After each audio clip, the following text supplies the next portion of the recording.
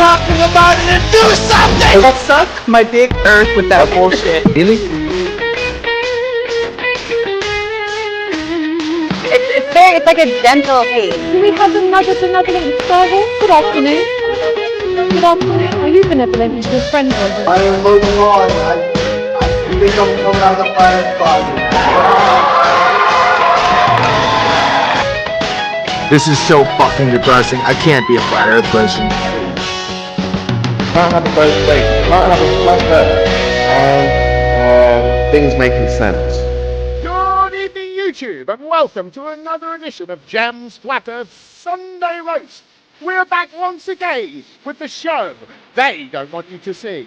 In tonight's show, we bring you the very best from the last 2 weeks in conspiratardia, including flagshaggers in the UK paint the town red, UK police respond by banning vaping, an axe-wielding juvenile delinquent becomes a right-wing poster child. We have a brand new king for you to meet, direct from his tent in a Scottish forest. And on the platter, Indio 007 knows something, he just doesn't know what. David Weiss has a new approach to education, and Will Duffy provides a smorgasbord of flattys for your enjoyment in the final debate. All this and much, much more in tonight's awesome show. I am your host, Gem, and as always, joining me with their insightful and humorous commentary are just some of the cool kids from the Debate Flat Earth and More Discord server. Good evening, everyone. Hello. That's you guys. You guys speak now. I'm sorry I said the shut the fuck up thing. You can speak now. Their feelings were mortified. They're speechless. And let me wish the very, very best of luck to my daughter, who begins not just a new job, but a new career in the morning. And I told her to listen in, so hopefully she heard. Congratulations. That. I'm not going to say your name because it'll be a nightmare if I do. Right, don't forget you can join the show by clicking the link in the description. That will take you to the Discord server and you can jump in and make a comment. Or, if you want, you can super chat the show. Just click the little $sign on the YouTube chat page thing. Or, better still, go to the link in the description and PayPal me if you feel so inclined, is what I want to say. Anyway, let's get on with it, shall we? Yes, let's get on with it. Let's do it. Yes. Have you ever had a bad day? Or even a very bad day? This guy has. I had a very bad day! I had a very bad day! I had a very bad day! I have a very bad day! I want to pay! You said you cannot pay! So, yeah, he was having a bad day. Wow. I mean, that's pretty bad. I don't know that my day has actually ever been that bad. I think that takes the cake. I've had it that bad, definitely. But did you scream how bad you had it? Almost. And probably some, but to not quite that extent. But, God. I can remember, oh my God, no, I won't tell that story. That's not true. Okay, straight to some UK politics now. I say UK politics, but it seems to be pretty much the same across the English-speaking world at the moment. Anyway, our particular brand of right-wing anti-immigration folk are represented by the Reform Party, who have followed the Trump playbook and made every issue about immigration. But a political party cannot live by hate alone. So what other policies do Reform have that appeal to the working class voter? Take a look. I'm all for Nigel Farage. Give us a high five. To right. I'm a Reform. Same here. So what annoys me is that everyone thinks that Reform are all about hating immigrants. No, it's a load of rubbish. But I think there's so much more to us than that. Oh, most definitely. Of course there is. Of course there is. What other Reform policies do you like? I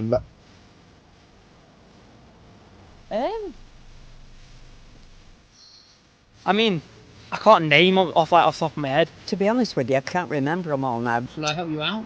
No, give me a second. What other reform policies do you like? Spend more money on the NHS. That's actually not one of our policies. We want to cut public services by £150 billion. Wow. Okay. It's quite a bold statement. We need to put an end to free healthcare. Yeah. Do you think so? We need to protect the wealthiest. Yes. So we need to cut the taxes on things like private education, private healthcare. Yep.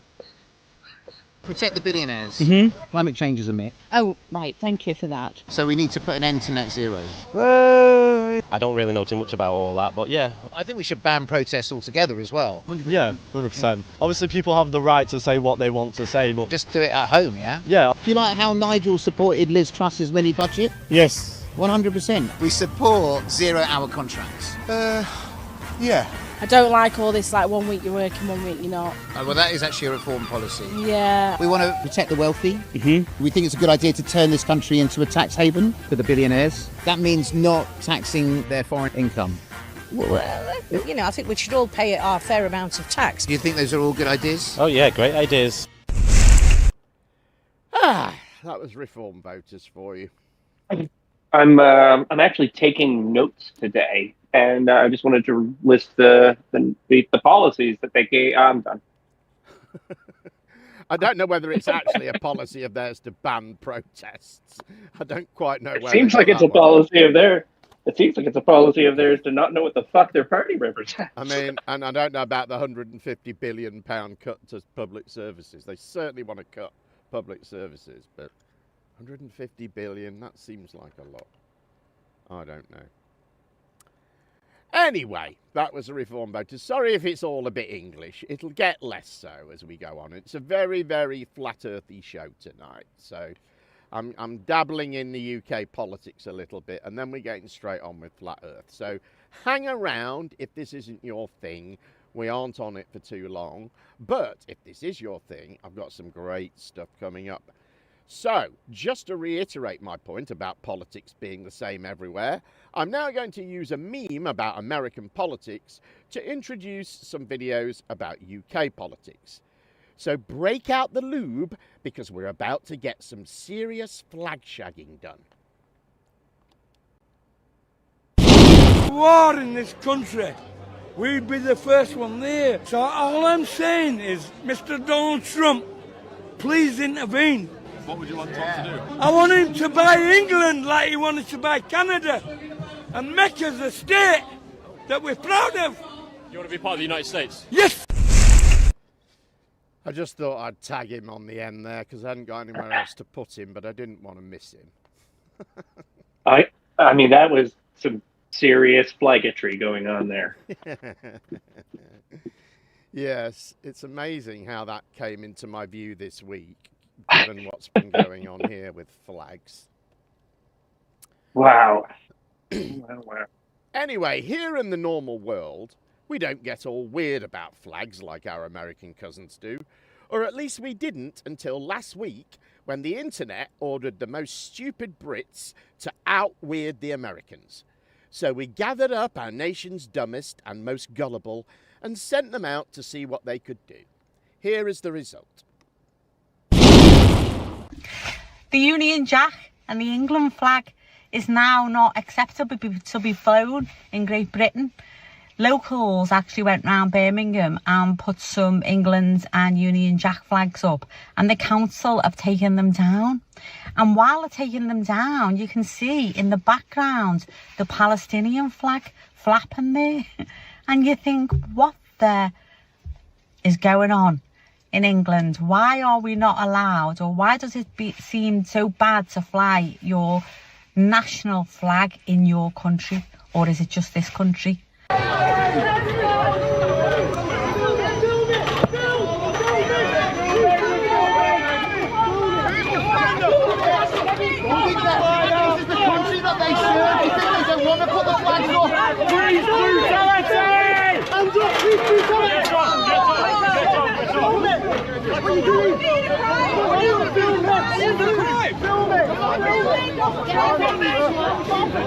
This is the country you serve. This is the country that you serve. flag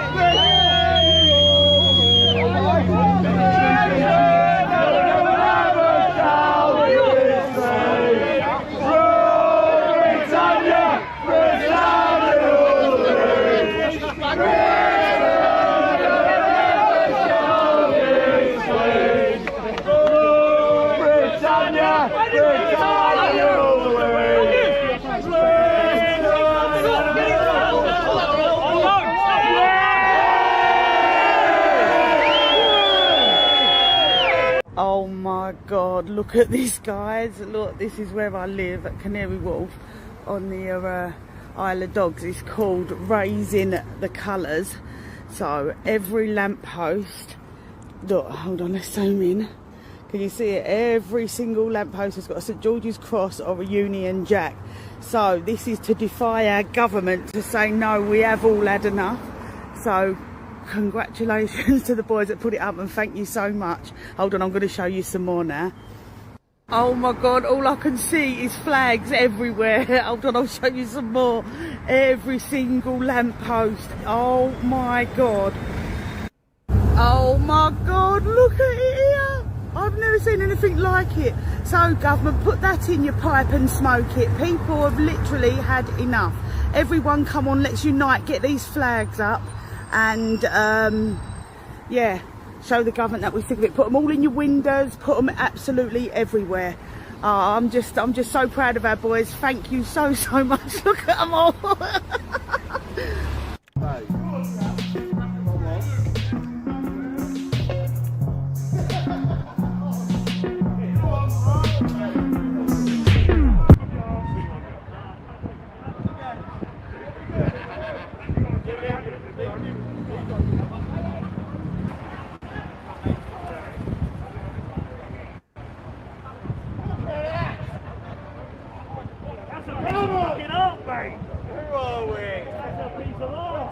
Just keep crossing the road. The old Bill can't say nothing. On my life. Even the police are proud. Look at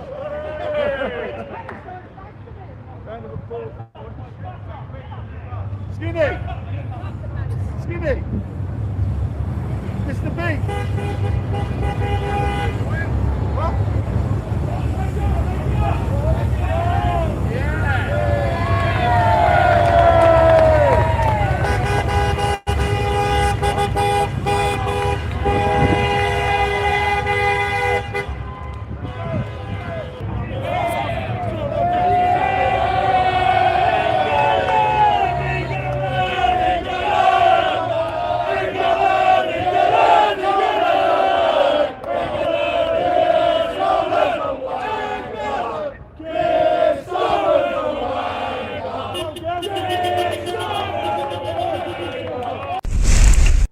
So that's what we've been up to this week. How did we do? Did we out-weird the Americans? I think we did. Just make you proud to be British, don't it? Oh my God! Oh my God! Oh my God! I definitely feel like they saw some stupid people maximizing stupid overseas and thought, it looks fun. The crazy thing is that this whole thing of the government doesn't want us to fly the flag, and they've told us we can't fly the flag. It's just all bollocks. It's completely made up. Council, but like, if you tie stuff to lampposts, councils are going to take it down. They're legally obliged to do this. Right. I mean, why are they flying St. George's flag as well? Like, that's not their flag. I thought the flag of England or whatever would be, right? That's the flag of England. Or is it? Yeah, Is it? Yeah, that's I guess our flag, yeah. But I can tell you Oh, this: okay. when I was thinking of the other one. when I used to work in a nightclub, right, and it was a very busy building, and it was right on a road junction, a busy road junction in the city centre, and so as a result, they had like metal railings outside, like basically a metal fence on the edge of the pavement, sidewalk, Americans would say, to stop people wandering into the road, you know, as they came out of the club. And there was a good few meters of this stuff round the entrance of the club. And every year, when it got to Christmas, the manager of the club would have a banner made that would fit on these railings, advertising Christmas events. And so we would get this banner made. We'd pay, I don't know, about 100 quid to have a banner made or something. And then me and my mate would go and cable tie this to the railings outside the club, knowing that within about 2 weeks, the council would notice it, or someone would, and an email would be sent to the right department, and eventually that would get to the top of someone's inbox, and they would give the club a ring and say, you're not allowed to put that banner on that railing out there. But we would do it every single year, knowing that this was going to happen, because it always took the council a couple of weeks to get it sorted out. But they always got it sorted out. You know what I mean? They always told us, get it down, or we're going to come and take it down. And that's what they're like with these things. And they got this idea that, you know, someone puts up one Palestinian flag somewhere. If nobody reports it to anybody, the council are going to leave it up because they don't know it's there, right? But if someone comes and puts an entire street of England flags on every lamppost and uploads it to TikTok and YouTube, the council are going to know about it and they're going to take them down. And I think that's part of what's been going on. It's going to get to the top of the inbox a lot fucking quicker, too, right? Right, that's it. They're going to deal with it, aren't they? Because people are going, you know, everyone's going to know about it. Whereas, you know, but I did see a video in the week where a guy went to Tower Hamlets in London, that kind of area there, and his whole thing was, I'm going to see how many Palestinian flags I can see and how many England flags I can see. And he walked round all day, street after street, and he managed to find 12 Palestinian flags, right? One of them was outside a shop. They were selling them. But all of them were on private houses. They were all on, you know, in people's windows or just hanging on the front of their house and things like that. So nothing to do with the council. But of course he didn't say that. He just said, look, the council haven't removed these flags, and made some big fuss about it, when of course the council wouldn't on a private house. And he found one example of England flags where someone had got England flags on the house. And, you know, he made a big deal of that. And he said, it brings a tear to my eye that there are no England flags out. I've ordered mine, he said. So I thought, well, you haven't got any out then, because you've only just bought them. And then he said, and when I get them, they're going to look great on my boat. I've got a special flagpole for them. I'm going to put it on my boat. It's going to look great. So he's still not going to have one on his house, but he's complaining that nobody else has. The great Gertrude Perkins says St. George was not even English. St. George never set foot in England. St. George never killed a dragon. Dragons do not exist. Anglo-Saxon is full of French, Germanic descent. Rule fucking Britannia.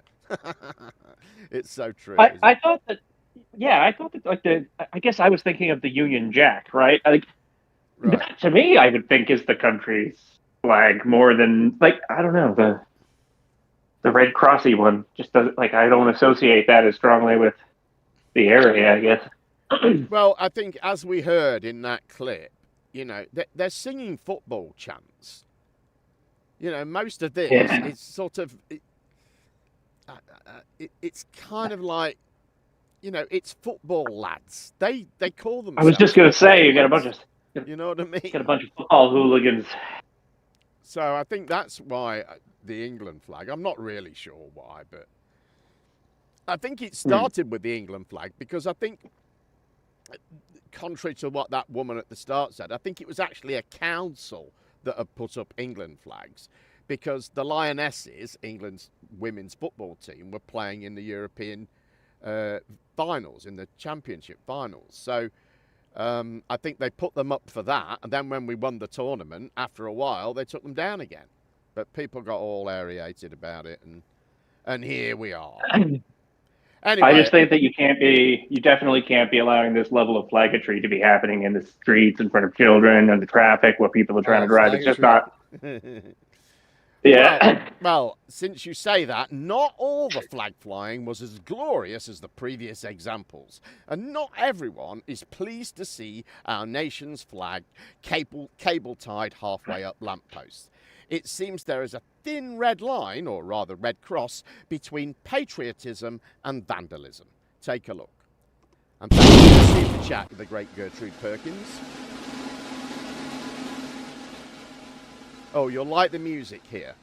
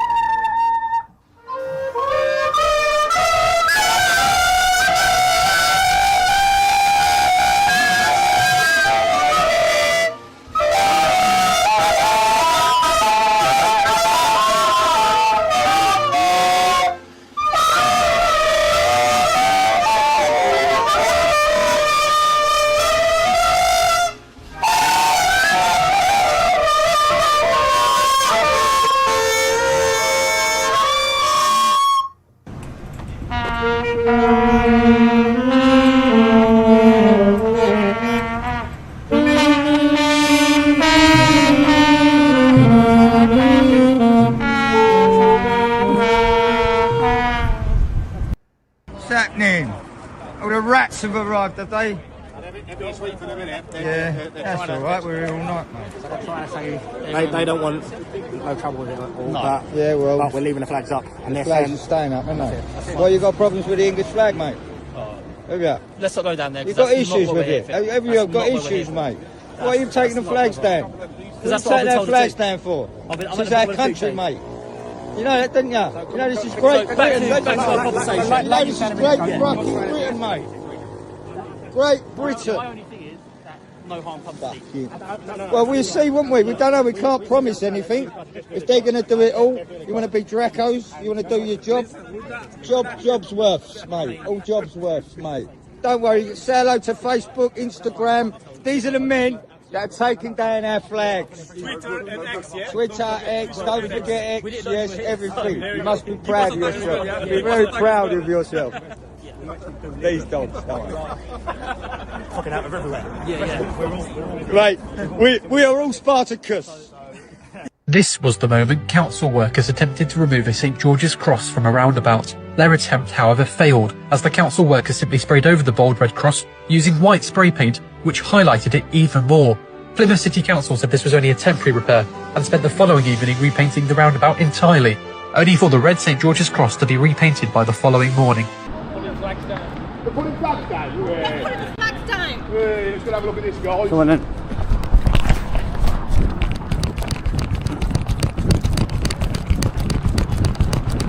Right, we're on it, guys. I've already tried to rip one off. Why are you putting the flags down, you scumbags? Racist. Lefty scumbags, people. Racist scum.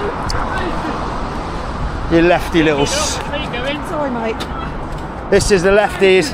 Yeah, we're the leftists. We're proud of it. We're not racist scum like you. Ripping flags down. Your own flag. Yeah, I'm a teacher and I'm proud to actually teach those people over there who flee persecution. All you do is stir up hate. Fuck up. That's theft, by the way. I've got you on camera. It's not theft. You shouldn't put it there. Yeah, it's theft.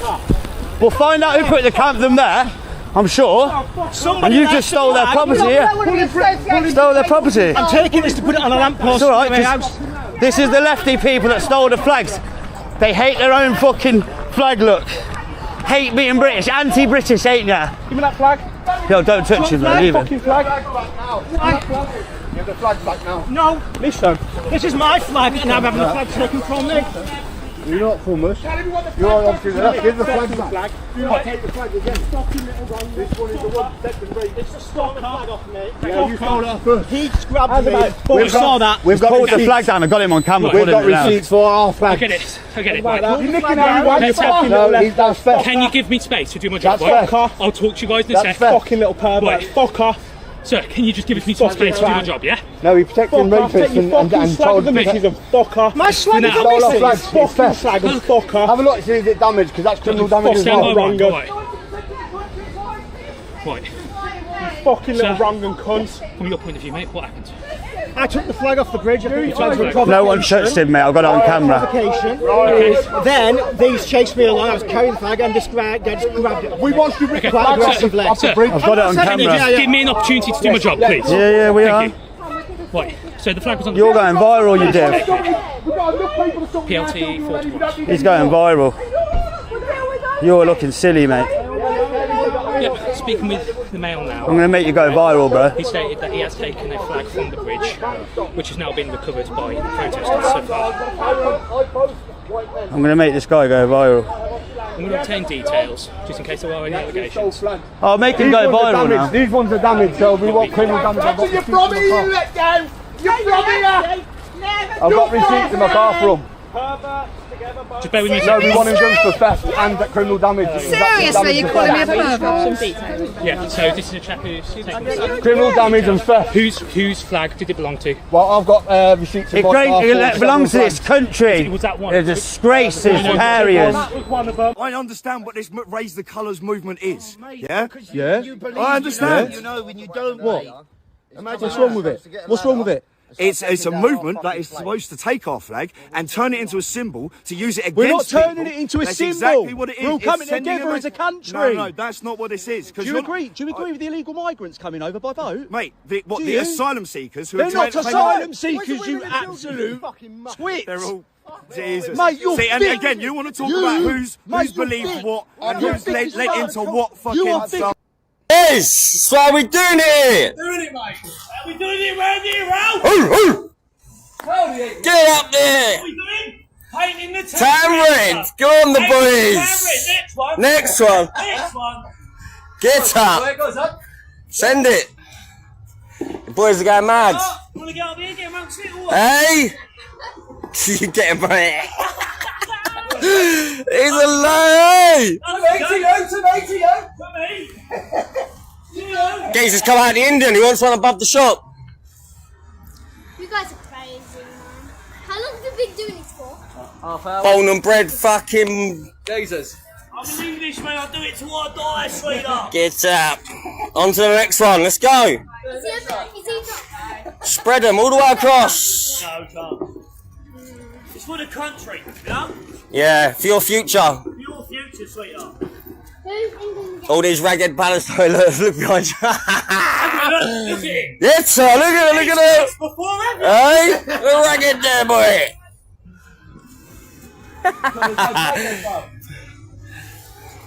When it's home time. Get up. England! Fuck off. Nah, you get one more out of that, boy. Get up. I'll be back, wait. I'll be back, son, don't worry. Hey? I'll be back. Do the windows! Back with a bang. I do. Oh, I love it. Thanks for that. I love it, yeah, don't do the windows. You'll probably get Nick being up there, you know. It's alright, you'll catch me, won't you? Yeah, 100%. We're 10 toed together. There's me, sweetheart. He's funny, isn't he? Go on the boys.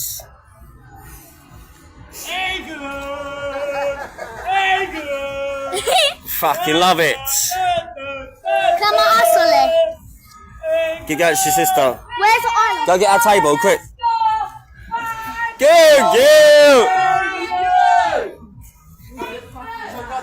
Hey, Glenn. Wait, what's it go? Yeah, come. Anyway, they were arrested, of course. I like how the kid was just like, "Are you drunk?" And the guy goes, "No," and she goes, Yeah. Three English chaps there marking where the plague has been. Yeah. We're doing it for your future, sweetheart.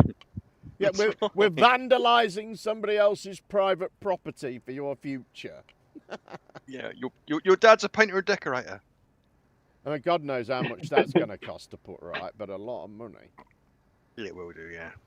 It's going to need a lot of coats of paint, that is, to cover up the red. Caterwauling at foreign-looking people in the street, though. I mean, come on. I know. It just says it all, doesn't it, about these people? It's getting worse and worse and worse. Yeah. Yeah, it is bad. I think you need to obviate. How long do you think it is before people don't start fighting flaggatry with flaggatry and just hanging up pride flags everywhere or something? Like, because it seems like these guys are just running around running the show. Well, I was talking to my friend about this. What I want to do is I want to paint the mini roundabout near me blue, and then put yellow stars all around the outside, you know, for a European flag. Nice. It would lend itself well to that, you see. But the problem is, I'm pretty sure we're CCTV'd up, and I think I would be... There isn't a lot of crime in this area, and I think I'd be rounded up within minutes. So... Yeah, they've already got your profile, Jim. I know you are. The thing is that, like, it's not going to get any. I don't know where it's going to go really, because someone's going to get. It's like that bloke, you know, they've criminally damaged our flag. You know, I mean, they're just basically whining about anything now. You can't touch them. Silly, isn't it? Yeah. Don't touch me. Don't touch me. You know, they do. He said that the lefties don't have a right to touch the flag or something. Well, they go in these hotels and they've got security guards there. They go, "Don't touch me! Don't touch me! It's assault!" And I think, no, it's not. You're allowed to use reasonable force to remove someone if they've been told to go and they haven't gone. I mean, when I worked in the club, we used to sling people out all the time. I mean, sure, right? I mean, there was no "don't touch me." That film about those guys on the roof. I mean, that must have been. I assume that was at the weekend, because otherwise they would have been at work, wouldn't they? Yeah, I think I'm not quite sure when it was. It was in the last few days, I think. It might have been last weekend. But I know they were arrested for it, obviously. I mean, what were they thinking? I don't know. You know, that you could just go paint on somebody else's fucking house.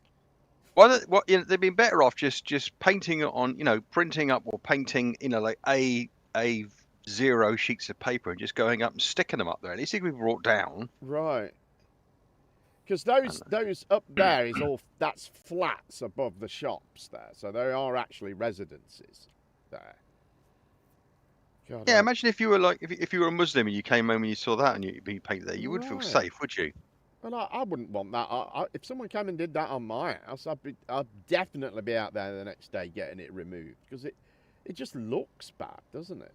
And there was a report that came out this week that said that where they're hanging all these flags, it's having an adverse effect on property prices. Brilliant.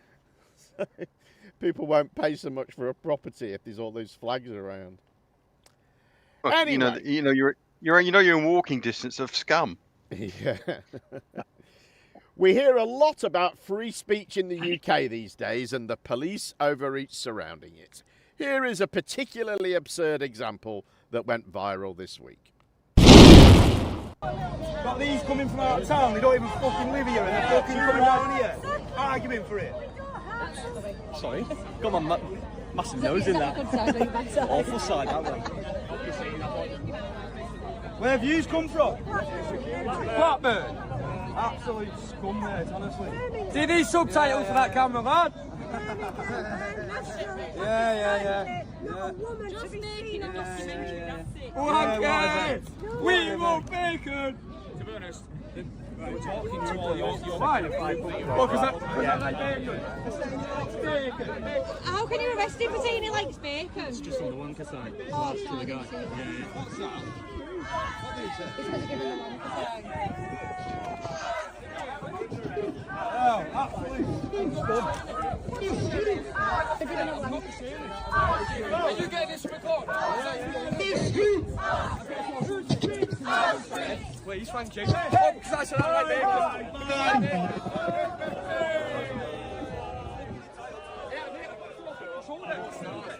I'm not resisting. I'm just trying to Can you get called?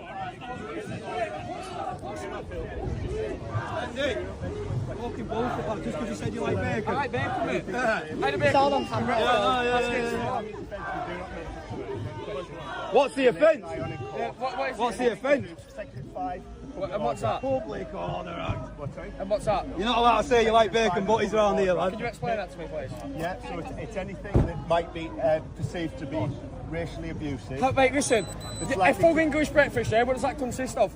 Well, I'm not discussing, so what, hey? What about the wanker sign you did? You're under caution, so... Alright, let's move on then. Nice, scum. Ben, take it easy. You can't put me, you have to hold him here until... He'll be out in no time. Just wait here, just wait him here.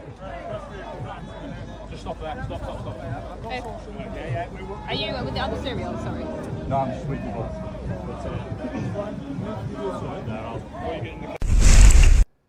So, that all seemed a bit silly to me. What do you guys think?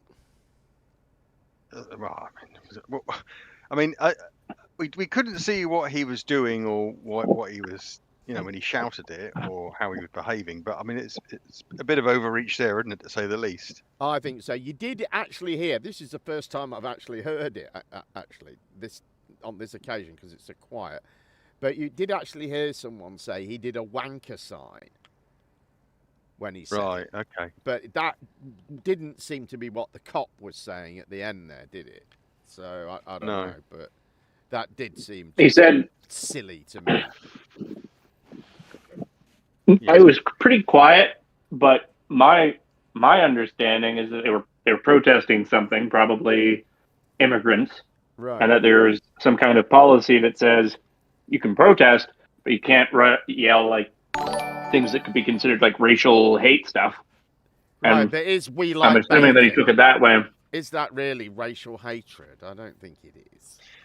Well, it's that group can't eat bacon, right? Yeah, the tag on the bottom was Dalton Mosque protest. So it was obviously, is aimed at a set of people the other side of that who are coming out of a place of worship. Right. Right. I mean, that can't eat bacon, right? Like they're part of their religious dietary restrictions. So. Yeah, I mean, if I stood outside a mosque on the relevant day and just screamed, we like pork to people or something like that, then I would expect to get the police to push me around a bit or move me on to at least get me away from that area. He was moved. There's no evidence he was arrested and detained. He was moved further along the road and give a bollocking. Yeah, I think he was arrested, but then again, I haven't heard anything more about it, so he probably wasn't. Anyway, Workthrough says, we all like bacon, but we all prefer a Sunday roast. Thank you very much for that super chat, and a fine sentiment indeed.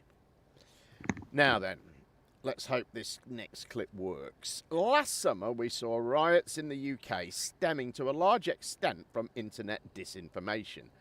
The same people who led that disinformation drive are still at it, and they have a very willing online lynch mob standing by to turn anything they can into a demonisation of brown people. Rounding up our UK protest section, here are 3 examples from just the last month. Take a look.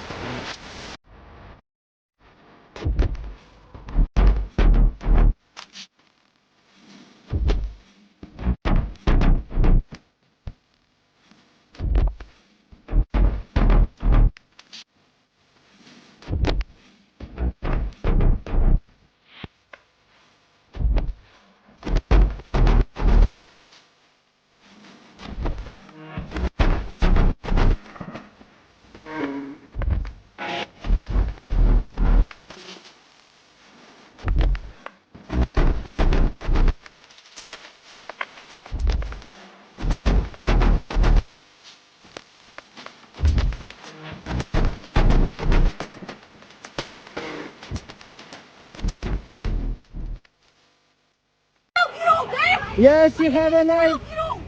I'm fucking wealthy. You're fucking bad at Why are you fucking with us? You're fucking kid bashers. Show the knife. Show the knife.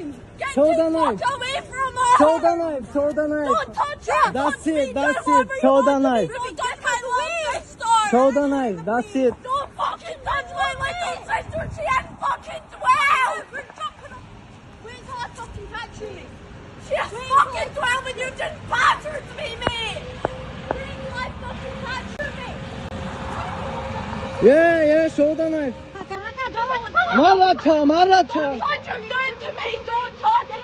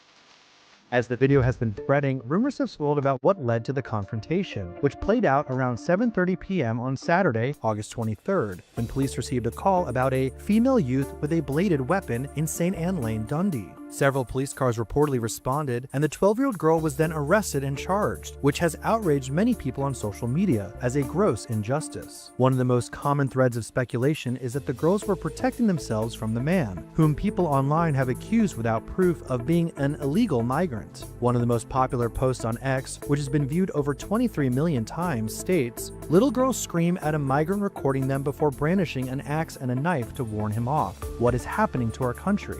The owner of X himself, Elon Musk, contributed to the unsubstantiated narrative with a repost on August 26th, which linked to a video with the text, "What type of country allows foreigners to rape and torture thousands of their children? Then they arrest the girls who carry protection for themselves." As that incendiary version of the story has made its way across social media, images of the girl brandishing the knife and hatchet have been turned into a meme, in which she's made out to be a viral icon or a folk hero, even being compared to Scottish rebel William Wallace and being called Dundee's Braveheart.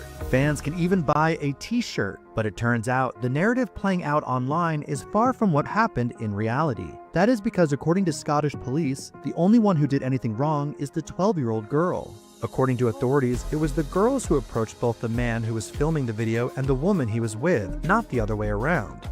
A statement from the Chief Superintendent Nicola Russell read, "We are aware of misinformation being shared on social media in relation to an incident where a Bulgarian couple were approached by youths in St. Anne Lane, Dundee, on Saturday, August 23rd, 2025. And according to the BBC, no one else, outside of the 12-year-old, was believed to have been arrested or wanted in connection with the incident."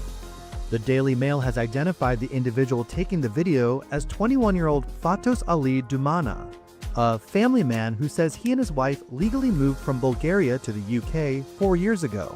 Now he's speaking out with his version of the story. Dumana told the outlet that he and his wife were on their way to a shop when the young girl started messing with him, something he says was captured by the store's surveillance cameras. He also told the Daily Mail that there was one more person also who told them, the police, she was attacking me and calling me a f***ing migrant. I'm not an illegal migrant. I have done nothing wrong. I have not done anything. I did not hit them. I am a human, not an animal. In fact, the Courier reports that police confirmed to the outlet their investigation into the incident had concluded. Humza Yousaf, a former First Minister of Scotland and current Liberal member of the Scottish Parliament, reacted to the report with a post that read, "Who could have guessed the far right were full of bullshit?" Right, I hope that made sense, although the chat is telling me it didn't to them at least. How did you guys do? I think people are just poisoned by hate. Okay, so the second one, maybe in the Vegas one, I mean, there was two black fellas and a small white child, and they had him by the collar of his, or the strap of his rucksack, and were bringing him along the road. He looked like he was resisting. That was a special needs child who normally is on a harness, like a dog, like a lead, which attaches to the back of his thing, and they do that because sometimes they're a flight risk and they can run into traffic. This happens a lot with special needs children. That broke, and they were taking him home that way. The mother posted something online saying, "Please take this down. This is my son and his two care workers." I did include that. I hope they weren't too quick, the tweets, but that was included. The first one was a black grandfather. Those are his two white grandchildren, and they made that out to be something weird. And then the last one, as we heard the explanation for. Yeah, and the first one, caught right at the end there. Again, the white grandmother online saying, "Please take this down. This is my husband and his grandchildren." Right. I mean, this is it. Go on. Can we have Zach confirm that that's how children on leashes get treated? What? I mean, why would I need to do that? That's common. The thing about the two girls, I mean, the moment you saw the two girls at the end there, the alarm bell should have been ringing, because if you're going out with a fucking great big meat carver and an axe, right? Yeah, you're not just having a casual stroll in the park, are you? Right, exactly. That's the thing. And anybody else in the UK. I mean, when it's a gang of black youths running down Brighton seafront with machetes, they're all over it then. But when this girl, she's now a poster child for the far right. They've turned her into some sort of folk hero. I mean, one of those tweets said she'll be remembered in 500 years as the person who led the revolution and all of this bollocks. I mean, it's and ridiculous. the fact that Marjorie Taylor Greene and Elon Musk are chirping in on this is fucking disgusting. I know, just ridiculous, isn't it? And politicians should be staying well clear of this shit. And I don't know whether you saw it because I couldn't put it on for long, but there was one long tweet there from someone who said POTUS should step in and demand explanations. Right. They actually think that Trump is like president of the world, you know. They do. That everyone has to answer to him and explain things to him. He said that himself the other day. He said, "Many are calling me the president of the UK." Or president of Europe, he said, didn't he? Or yeah, that was it. Does anybody in the world want to do a swap? We'll have some hardworking, family-oriented immigrants, and that rough as fuck, mewling, fucking inbred Scottish family, we can send them abroad. I mean, I don't know who ever said he's president of Europe, because I've never heard anybody say that. Not even the Trumpiest Trumpers. Right? I think that's just him trying to start it. The fact that the fact that last video, everyone in the world is being told, "Oh, this is an immigrant, this is a brown person and everything," and it's not, is it? Clearly, it's just someone who's come over as he's an EU economic migrant who's then got stature here, and he was just walking along, and there's CCTV showing that they started. Clearly, they came out with those tools to fuck someone over, and if it was two lads, it'd be a completely different story, wouldn't it? Right, exactly, and if that person had a English or Scottish accent, it would have been different, because you never saw him. It was all about his accent, and they all decided from that he was an illegal immigrant just from his accent. And I know this because where somebody made a video on it, and I posted in the YouTube comments, and I posted as a response to one comment where they were saying something about it being an illegal migrant. And I said, how do you know it's an illegal migrant? And 4 times, 4 separate individuals came and posted that it was because of the accent. Even though I said, in response to the first one, I'd said, but so what you're saying, everyone with a foreign accent is an illegal immigrant now? And I'd said that. In the end, I'd said it 3 times before the 4th one said it again. It's because of the accent. And that was literally all they needed, was just a foreign-sounding accent to decide that this was an illegal immigrant. And interestingly, when I'll just say this, when people in here watched that clip, Zoidberg heard it, and he said that's a Bulgarian accent. He recognised it straight away. And I started saying that people had recognised it as a Bulgarian accent. And then, like, the next day, the police came out with their statement saying this was a Bulgarian couple. So it was obviously recognisably a Bulgarian accent. But people saying it's a strong Pakistani accent. And, I mean, they're just obsessed. And they are racist. They always tell us they're not. But this is racism. This is what it looks like. I know, it's crazy to me. I'll say though, I have a hard time feeling bad. I've hated the EU ever since I had to listen to 2.5 minutes of badly recorded recorder music.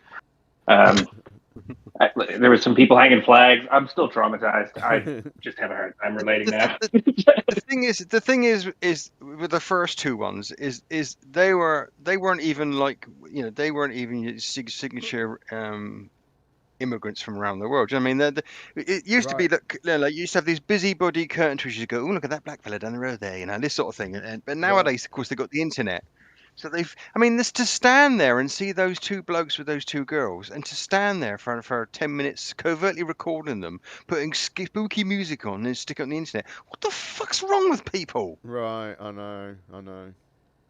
Like, you have to actually think about that too, right? It's not just that they put this on the internet. They took the time to add spooky music. Yeah. They've seen that in the park, and if it had been 2 white blokes with 2 white children, or even, dare I say it, 2 white blokes with 2 black children, they wouldn't have batted a fucking eyelid. No. But it's just racism. It is just racism. That's it. It's it is pure and simple. How Australian and Kiwi accents treated over there? Are we treated just as badly? You will be. Well, they've got, I mean, I didn't include it because it only happened yesterday and I was kind of bogged down, but they've got exactly the same narrative playing out in Australia. It's all the same shit. Oh, immigrants taking all our jobs and taking all our houses and making butter expensive and, you know, whatever it may be, causing lots of crime and, you know, just blame everything on the immigrants. Protest yesterday, and there are 2 groups of protesters that clashed together, apparently. Right, yeah, I saw that, yeah. Yeah, there was a bit of a battle that went on. Anyway, we'll perhaps have a look at that in our next show. We stay in Scotland for our next clip. It's been a while since we featured a fake monarch on the show. Romana has been quiet for a while, and the king seems to have vanished from the face of the earth. So, it gives me great pleasure to introduce to you King Atty Henny of the Kingdom of Cabala, which is in some woods in Scotland. Cabala, Cabala. Eliswe Fiona is here. Blessed be the King of the North. Blessed be the Holy One of David. A group claiming to be an African tribe with its own king and queen have set up in a wood in the borders with a vow to expand over Scotland. The Kingdom of Cabala claims they have settled here to reclaim land stolen from their ancestors in the Highland 400 years ago. But vigilantes are targeting the group of 3 who are based in Jedburgh and been hit with an eviction notice by the council. 43-year-old Jean Gasho, who declares herself tribal queen Nandi, documented life with her husband, 36-year-old King Atty Henny, whose real name is Kofi O'Fay, and their handmaid Asnat Cora Taylor, giving an insight into the Cabala way of life on the site. Authorities served the trio an eviction notice earlier this month, but ahead of that, their camp was pulled down and their rebuilt shelters were set alight. The Scottish Sun tracked down the tribe at their new camp in Woodland near the town's school, which they say was set up following the fire by kind residents who have been supporting them with donations of tents, clothes and food. The Queen and handmaid kneeled on each side of the throne sat upon by their king, who donned a crown made from twigs, pine cones and leaves, and whose shoulders were draped in a leopard print blanket. Their presence has been supported by some locals but has angered others. One resident said, "They do seem very nice, I have to say, but there's a sense of uneasiness. We don't know much about their culture, so there's an element of feeling uneasy, but I think they do play on that." It's believed the King and Queen have been together for around 15 years and lived in houses before setting off on their pilgrimage to Scotland to live like their ancestors. And local councillor Scott Hamilton has said, "We need to be clear that we can't just start living in the woods in a community. We have rules, we have laws, and they need to be obeyed and followed."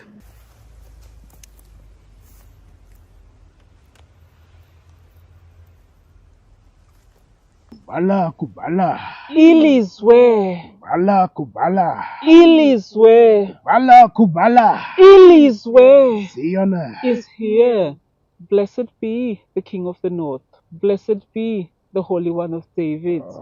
You are the Shushuma. You are the Messiah, to lead all the chosen people, the Hebrews, to the promised land. May your excellence abound, O Great One. Kingdom of Cabala is an ancient kingdom which existed in Great Britain 400 years ago.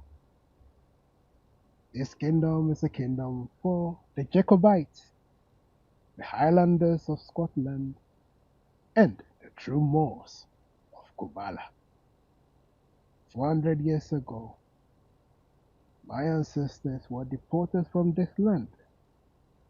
The rest of them were killed and destroyed in the land they used to own. Some of them went to Guyana, some of them went to Haiti, some of them went to Jamaica, some of them went to Ghana. But the prophecy said, after 400 years, there shall come the rise of Cabala, and the Messiah and the King of Cabala shall come back to reclaim his inheritance. That is the story which was told in the Lion King.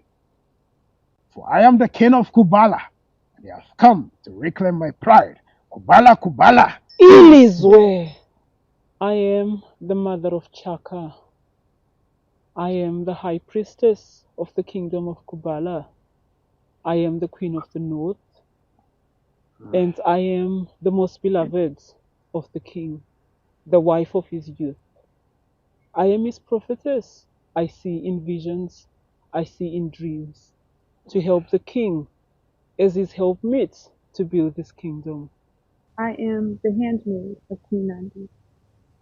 I am the inferior mistress, and I also play as a surrogate for the Queen. I am also the bondwoman of the King, which means I do not have the formal title of a wife, but he is my husband, and we are a tribe. The Kingdom of Cabala has been on a pilgrimage to our lost heritage, following the roots of our ancestors back to the land where Jacob, our forefather, laid his stone, the stone of scorn, and he blessed it with the oil. After he poured the oil, he said, one day, the Messiah, his son, the Shiloh, shall return to Scotland, and he shall build back the lost heritage, the lost kingdom, the last kingdom of Scotland. Living in Cabala, this life is the most authentic, beautiful life. It's a life of depending solely on our Creator. It's a life of reconnecting to nature. Nature looks after us, and we do not toil. All we do is work for our gods, and it gives us so much joy. As you said before, you had laughter. We wake up in the morning, whether it's raining, whether it's cold, We embrace the cold because we are northerners. It's a shame that my children are not here. They were taken from me because of my beliefs, our faith. When we embraced this Yahweh, the God of Cabala, all our children were taken by the government. But they love this life, my little ones. Chaka loves this. Charo loves this. Wherever they are, they dream to be here. And we have faith that I will be a joyful mother again in the kingdom of Cabala. And no one will make me afraid. There is fire in Cabala. Fire, fire. There is fire in Cabala. Oh yeah.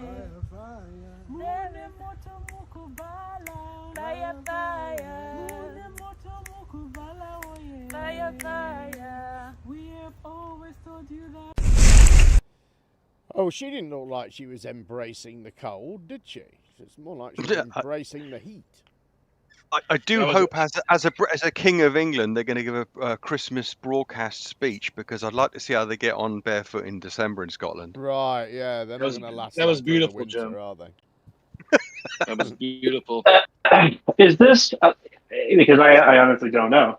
Is this some made up crazy contrivance that this person has, or is it based on some cultural belief? Really? I don't know. Like, obscure. Well, there is actually another layer of weirdness to this, because the lady on the right there, the younger one, the handmaiden, has actually been reported missing in Texas. Members of her family have been looking for her for months. Oh my God! They was kings. They was kings and shit. The Texan Cabalans must be beside themselves with worry. The Moors are coming back to get their shit, I don't guys. know. I mean, I know what you guys know, basically, which is what was in that report. If I was going to turn up to the UK and claim I'm the ancestral owners of a particular piece of land, I wouldn't go to fucking Scotland. No, God, all due respect. Especially if they didn't have any shoes. I don't know what they're eating or whatever. She said something about gourds. Of course we know what they're eating. They're going down the supermarket. In the same way as their tent didn't look very, very, should we say, how can I put it? African, did it really? Or the contents within? Well, I was always expecting to see a flat screen TV and a diesel generator somewhere. Yeah, but like we heard, they'd already been attacked and had their little camp wrecked, hadn't they? So just more of the same shit, isn't it? Yeah. I guess. Yeah. Well, good luck to them. Yeah. We'll see what. Those are the people that are through the winter. Those are the same guys. Baya. Right, let's get on with it. It's Flat Earth all the way down now, starting with an excerpt from a debate. Dr. Blitz versus Indio 007. We join the debate at the start, where Indio is desperately trying to avoid committing to any of the things that he doesn't just believe, he knows. Enjoy. My username is Indio 007. I've been debating this topic, Flat Earth. I run the 24/7 Flat Earth Discord for about 8 years now. We have about close to 30,000 members. This is actually the second iteration. There was a previous one with about 32,000 members. Yeah, I'm well versed in this topic. I've probably debated maybe, I don't know, it's got to be close to 10,000 people, at least. So you think the Earth is flat then, yeah? Yeah, I would say I know it's flat. And just as I'm sure that you know my model. I think that the Earth is not flat. I think that it's quite fairly spherical. What would you say that you have a model that you subscribe to? No particular model. I mean, when you say model, what do you mean by that? I mean, some particular kind phenomenon, a model for like a framework, like a mental framework that you use to understand like the shape. Like, do you have an idea as to like where the sun and moon are, or like what happens if you go up high enough? And like, do you have a model that can answer these questions? Okay, so what the sun and moon are? I'm not exactly sure what that has to do with flat Earth. Well, I mean, like it's all part of the cosmology, presumably, right? Yeah, they exist. Certainly, we see them. Or sorry, I don't mean like what they are. One isn't. Where are they? Like, what are they doing? Well, I mean, how is it that they're doing what they're doing? Those kinds of things, Okay, you're asking about phenomenon, right? Mm-hmm. About the celestial bodies.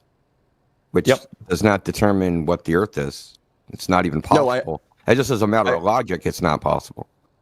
I understand that. I'm asking to try to get a feel for what your worldview is, because maybe you're just like, well, the Earth is flat, and I don't know anything else, and like, fine, I guess. But I wasn't sure if you have more stuff that you believe. Yeah. So my viewpoint is, it would probably be more like the viewpoint of the ancients, where let me start here. So a couple things about celestial bodies, right? So if you look at the sun, you can't look at the sun and say measure its distance by simply looking at it, right? There's even in the astronomical journals like Astronomical Leaflets of the Pacific says can't measure the distance of the sun using just the sun because there's no measurable solar parallax. So using a typical method like parallax, right? Parallax method of figuring out how far something is away, you can't get the distance of the sun. And this applies to every celestial body, that you can't just simply look at it and do a naive observation and say, hey, that's this far away. So the ancients knew this, and their I guess you call it their paradigm was that the rules that apply to things in heaven and the rules that apply to the things in the earth are not the same. They didn't take the uniformitarian view that everything was uniform, right? They considered the earth is unique and the things in the sky were the things in the sky, and they weren't separate. And this matches what we observe in reality. It seems that the rules of things in the sky don't match what's on the ground, right? Sure. We can easily triangulate how far. This isn't answering my question at all, though. It is, because you're talking about the sun and the moon, right? You ask where they are. How do I determine where they are? I didn't ask how did you determine where they are. I just want to establish. How would I get a distance then? Maybe your answer is I don't have one. I'm just trying to figure out what it is you believe. Well, nobody has one. That's cool. We can talk about that. I just want to know what you believe. And if you want to say I don't have a distance under my worldview, that's fine. I just need to establish what you believe so I can know what who I'm talking to. Okay, so I thought I explained it well. I mean, you were getting paradigm under which I'm operating. The paradigm which, well, you asked what the sun's, moon, and distance was, right? I asked, like, where are they? What are they doing? How are they doing? What does that mean? Do you have answers to those questions under your worldview? Okay, where they are is a distance, right? Well, I mean, you could say that they're beneath the firmament. You could say that they're above the firmament. You could say that they're embedded in the firmament. I believe in a firmament. That's why I'm asking. I'm trying to establish what it is you believe. Okay, well, I'm trying to explain it to you. So, when you say where is it, I have an observer-centric worldview. Okay, just like we experience reality, we observe it from our eyes, right? Out, first-person shooter, not a third-person shooter. So when you ask me where it is, to me, you're asking me what's the distance. Where is it in 3D space relative to my location? Right? It can be more vague than that. You could just say that it's, if you believed in a firmament, you could just say it's above the firmament. For example, maybe you don't, but that's the kind of, I wasn't looking for a direct, I wasn't looking for an exact distance. I wasn't looking for certainty. I was just looking for what it is your position is. Okay. It's immeasurable. If your position is we have no way of establishing that, fine. That's all you have to say. It's immeasurable. Okay. So, do you have any way of understanding the motions of the celestial bodies? Well, yeah. Your worldview? Yeah, take your pick of models, right? We have several models. We got the Ptolemaic model. We got the Copernican model. We got the Kepler's model. We have Tycho Brahe's model. So we have a bunch of models to position them where we see where they are and predict where they'll be at some future date. But as to the true causes, as Copernicus said, these can never be attained. And why they're doing what they're doing, or we can only describe them. So under your worldview, and look, I'm just trying to establish what your worldview is. If I'm strawmanning you, please correct me. Under your worldview, these are just fundamentally unknowable. No. What I said was, we can plot where they are, and we can use a bunch of different models to do this. But I don't reify models and say that the models are physically real. That's fallacious reasoning. I'm not asking for saying that a model is physically real. I'm asking, are you able to explain the motions with a mechanism, with some sort of physical mechanism? Like when I push on a block, the reason, if a block is on a hill and I'm pushing on it, the reason why it moves up is because I'm applying a force to it. That is the mechanism. There's a force that I'm applying to it. Well, the point is I'm asking for some sort of mechanism. Though, but saying it moves because you apply a force, that means the same thing. No, it doesn't. That's a mechanism. In principle, you could have, if you didn't know anything, you could have things moving without forces. Is force a concept? Sure. It's a concept that we use to describe a physical phenomenon.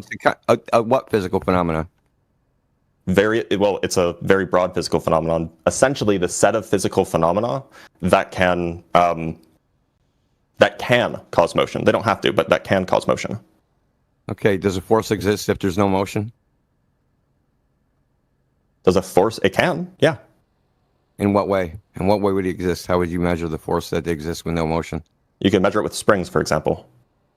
Okay, so if the spring doesn't move, it's in motion? The spring can be stationary and be measuring a force.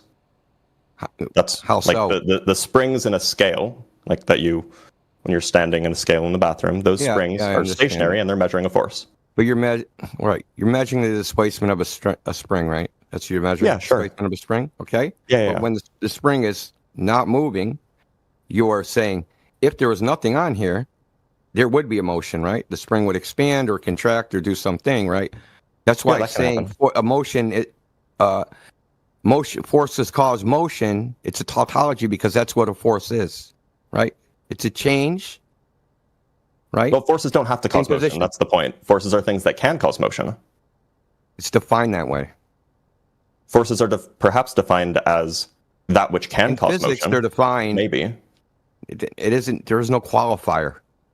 No, I mean, forces don't have to cause motion. Not all forces cause motion. For example, if you have two forces that are opposing each other, then you have no motion. I don't think there's no quote-unquote net force, right? That's what they say. There's no net force. Yeah, that's what we would say when. Why is there no net force? Because there's no motion. Forces sum to give you zero. Yeah, because there's no motion. I think that you're getting it backwards. We say that there's no net force, and it's as a result of there being no net force that we have no motion. Well, that was frustrating, wasn't it? I love how he said we had several models, and then goes on to list various globe models. Right. Every single one of them. Yeah, because there isn't established, firmly held model of which has got any systematic, proper evaluation written down in old testimony that's got it flat, is there? Right. Yeah, but he wouldn't reify models, not at all. No, but there's lots of them. And I love his term, observer-centric worldview. Right. Yeah. First-person shooter. Yeah. He thinks that science is like Call of fucking Duty. Yeah, it is just all I could hear there was just him wriggling around, trying to not commit to anything, so that he couldn't be refuted on anything. You know. Yeah. He is a wriggler. I've had a conversation. He's had 10,000. He's debated 10,000 people, which means he sat on 24/7, lets someone get 3 words out, and then blocked them or kicked them off, or gone wah wah on a soundboard. He hasn't had a proper debate for years. And he said that's a tautology. Doesn't actually know what a tautology is. We can't hear you, whoever you are. Right, last week saw Will Duffy's final debate, where he took on over a dozen flatties in a weirdly formatted debate, which was perhaps more of an interrogation. Each flatty was asked to explain some earthly phenomena, then they had the chance to present their model, and finally they had to explain how one of the 12 final experiments could work on their flat Earth. And they had to do this without mentioning the globe. Anyway, I have 10 flatties lined up for you with bits and pieces of the above for each. Does that make sense? Hopefully it will. I just got back. I missed the previous Flat Earth video because I got a call, but I'm sure that it would be accurate to say, well, that was stupid. Right, yeah, thank you for that. Hopefully it will. We'll kick off with Awake Souls. I'm Jason Laufenberg of Awake Souls. Awesome. Can you quickly introduce yourself and let people know where to find you? Yeah, let's see. I've got a channel since 2012. I created it because I had already become aware that Earth was a virtual reality. It wasn't until 2014 that I first started hearing about Earth being fixed and stationary Earth. I researched it. We have videos going back 8 years. Ron Harris going against Jeranism, me going against David Weiss and Jeranism, pointing out that the sunrise sunset angles south of the equator from the fall equinox to the spring equinox were all proof of a two-pole system and that Earth could not be a single pole. We've been screaming this for the last 8 years. So the reason why Ron and I actually met each other was because we had both not only debunked the spinning space ball, but we had also debunked the pressurized pizza dome. We know that there's two poles, and that's the reason why we set out looking for projections that can actually display two poles. And we found that early in 2017. So it's been a very long time that we've been sharing stereographic projections of Earth on a fixed and stationary plane. Are you aware that the globe model is predicting a total solar eclipse that will be viewable from Disney World on August 12th of 2045? Are you aware of that? I have looked at the ones out that far, and yes, I've seen that. Okay, cool. And then before I get to the tough question, do you believe that's going to happen as the globe model predicts? If you can see my shirt, I've been at all the eclipses in the United States in the last 8 years. That was 2 total solar eclipses and 1 partial. I've been to all 3 of them, and I actually know the mechanics of eclipses very well. Okay, so was that a yes? You do think that that eclipse will happen at that location on that date? Yes, they are very predictable. Okay, awesome. So here's the question that I think is going to be nearly impossible for you to answer. How do we know there will be a total solar eclipse viewable from Disney World on August 12th of 2045? Because there's specific timetables that are involved, and that through the use of 3D modeling like Stellarium and SunCalc and MoonCalc and timeanddate.com, that we can actually find the places where there's an overlap for the viewer of the sun and moon, where there's a position where they do eclipse each other, and that is all proven from a stereographic plane, fixed and stationary plane. We have the models that do it to 100th of a degree per second. Okay, so just so you know, that prediction is based on spherical geometry. Were you aware of that? No. Yes, all it is. measurements are taken from a plane.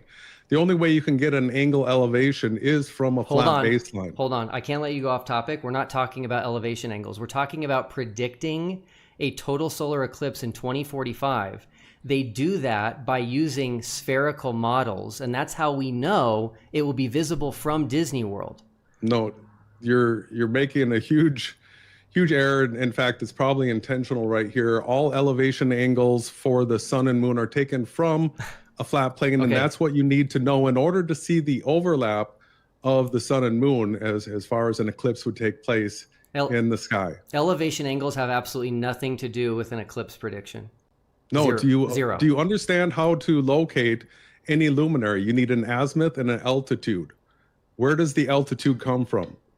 We're talking about a total solar eclipse viewable from Disney World. We're talking about how it's measured. In 2045. What are the measurements that you use? There's no measurements for this. It's okay. You don't have an answer. What are the measurements for this? Because we're moving on. Elevation angles come from a flat plane. It has nothing to do with elevation angles. So hopefully the audience knows that. Okay, so now is your time to shine. You now get to present your model. All right, so tell me when I'm presented. Okay. All right, so I'm gonna screen share now. Get that nice and big. By the way, because this is supposedly a debate, I should get a introduction. Is that correct? No. So you need to be concise, and you need to make a case that we live on a flat Earth. We need to get through a bunch of flat earthers so that we can raise enough money for the Exodus Road. So now is your time to give evidence that we live on a flat Earth. Nothing else. Go for it. No, this is about debunking your 12 experiments. That's the next section, actually. No. So, This is about debunking your experiments. The 12 experiments that you say prove the Earth is a spinning ball. That's the whole premise of what you call this false dichotomy, Saya, right? So I have a presentation here that goes through each and every single one of your so-called experiments and debunks them. Cool. Every single one. That's the next section. So No, it's not. Okay, so if you don't want to follow the rules of the debate, then the debate's going to be over. I am giving you the red carpet right now. I'm giving you the stage to make a case that we live on a flat Earth. It sounds like you can't do it. No, I have the next section after debunking your 12 experiments is me debunking 12 things about the globe, and I can probably do that without saying the word globe. Well, okay, you just mentioned you just mentioned globe, so that section of the debate is over. We haven't even begun. I'm letting you know that I have a presentation that can debunk it without me needing to use that word. Well, unfortunately, we're going to move on to the next section now, which is the 12 experiments, because you were unable to make a case for flat Earth, which is unfortunate. What do you reckon to that? I think Will was a bit mean there, maybe. He was. He expected discipline from him. Yeah, well, I think that he gave him an itinerary. If you saw his sheet there, he'd got a whole script written out of, ladies and gentlemen, let me put the record straight and all of this crap. He was going to do a full one-on-one, him for an hour debate sort of thing. And I think Will didn't really make it clear that that isn't what was on offer, at least until people got there, he didn't. No, but of course you can't measure an elevation unless you're on a flat plane. Right, I know. It's fucking Oakley's bollocks gets everywhere. God. Like cancer. I'm in the process of making a video about that flat plane observation requiring to measure elevations, and that everybody has their own plane.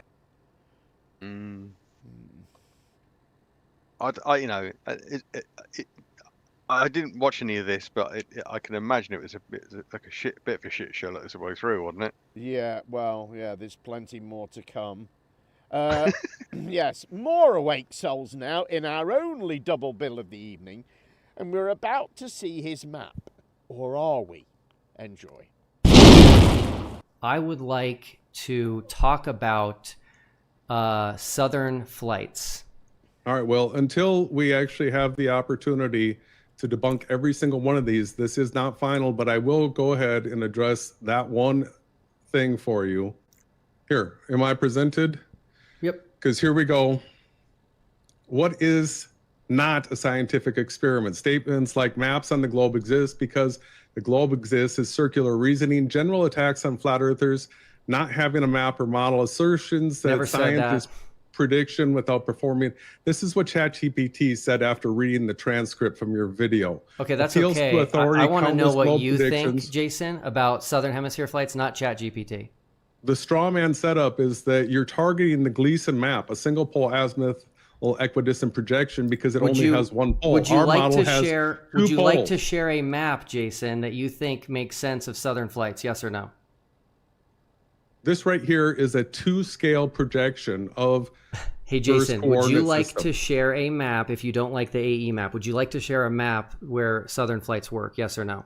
So this is a flight with a Haversine formula applied. They call it a Great Circle route. That's the Northern Hemisphere, Jason. We're talking about the Southern Hemisphere. You need to stay on topic, please. This right here is a Southern flight. This would be from Sydney to Santiago. Yep. That's a globe map, by the way. This is it on our projection. That's not your projection. Yes, it is. This right here is the coordinate system of Earth projected to scale. And the closest thing that I can show you is a moleweed, which has a little bit of distortion at the top here. This is the closest thing that I can show you to it. But this actually shows the flight on a 2-scale projection of the coordinate system using the Haversine formula, because as you can see, the latitudes get shorter as you go towards the South Pole. So by taking advantage of going closer to the pole, you can actually make a shorter route by this curve path than a direct path between the two places. I'm looking at This a is all very things- oblate spheroid, so it sounds like we're on the same page here. I am showing you right here what a 2-scale projection of Earth's coordinate system looks like.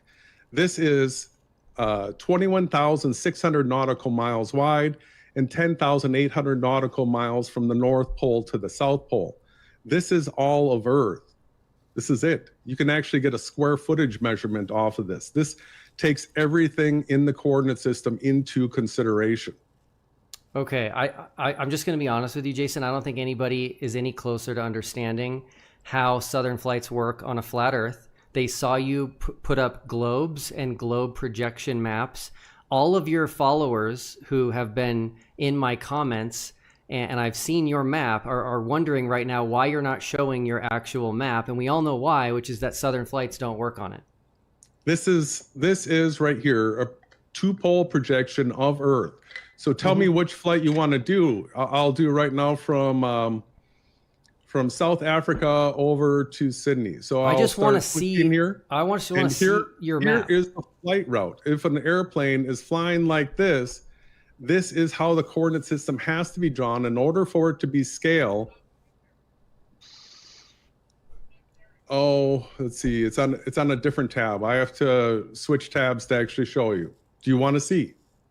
Because I can actually show it live right now. I want to see it. I want to see a map that you think works. Yes. All right. So let me reshare this with that tab. This system sucks.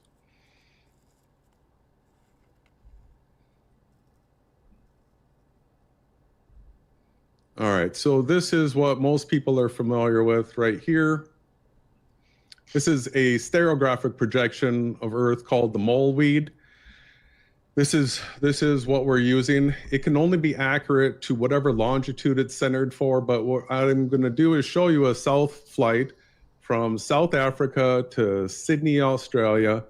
And so wherever you click right here, the coordinate system has to redraw in order to actually get the correct sizes of the latitudes and longitudes. So as you click around here, this is the actual path that a plane, a boat, a swimmer that would take to go from Cape Town over to Sydney, Australia right here. And if you notice, because the coordinate system can only be drawn to scale to whatever it is that you're clicked on, you can never get to a boundary.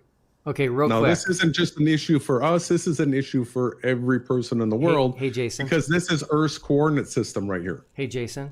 Yeah. When you were moving the map, at one point, half of the United States was split up. Can you please explain how that works? Half of the United States was on the left side, half the United States was on the right side.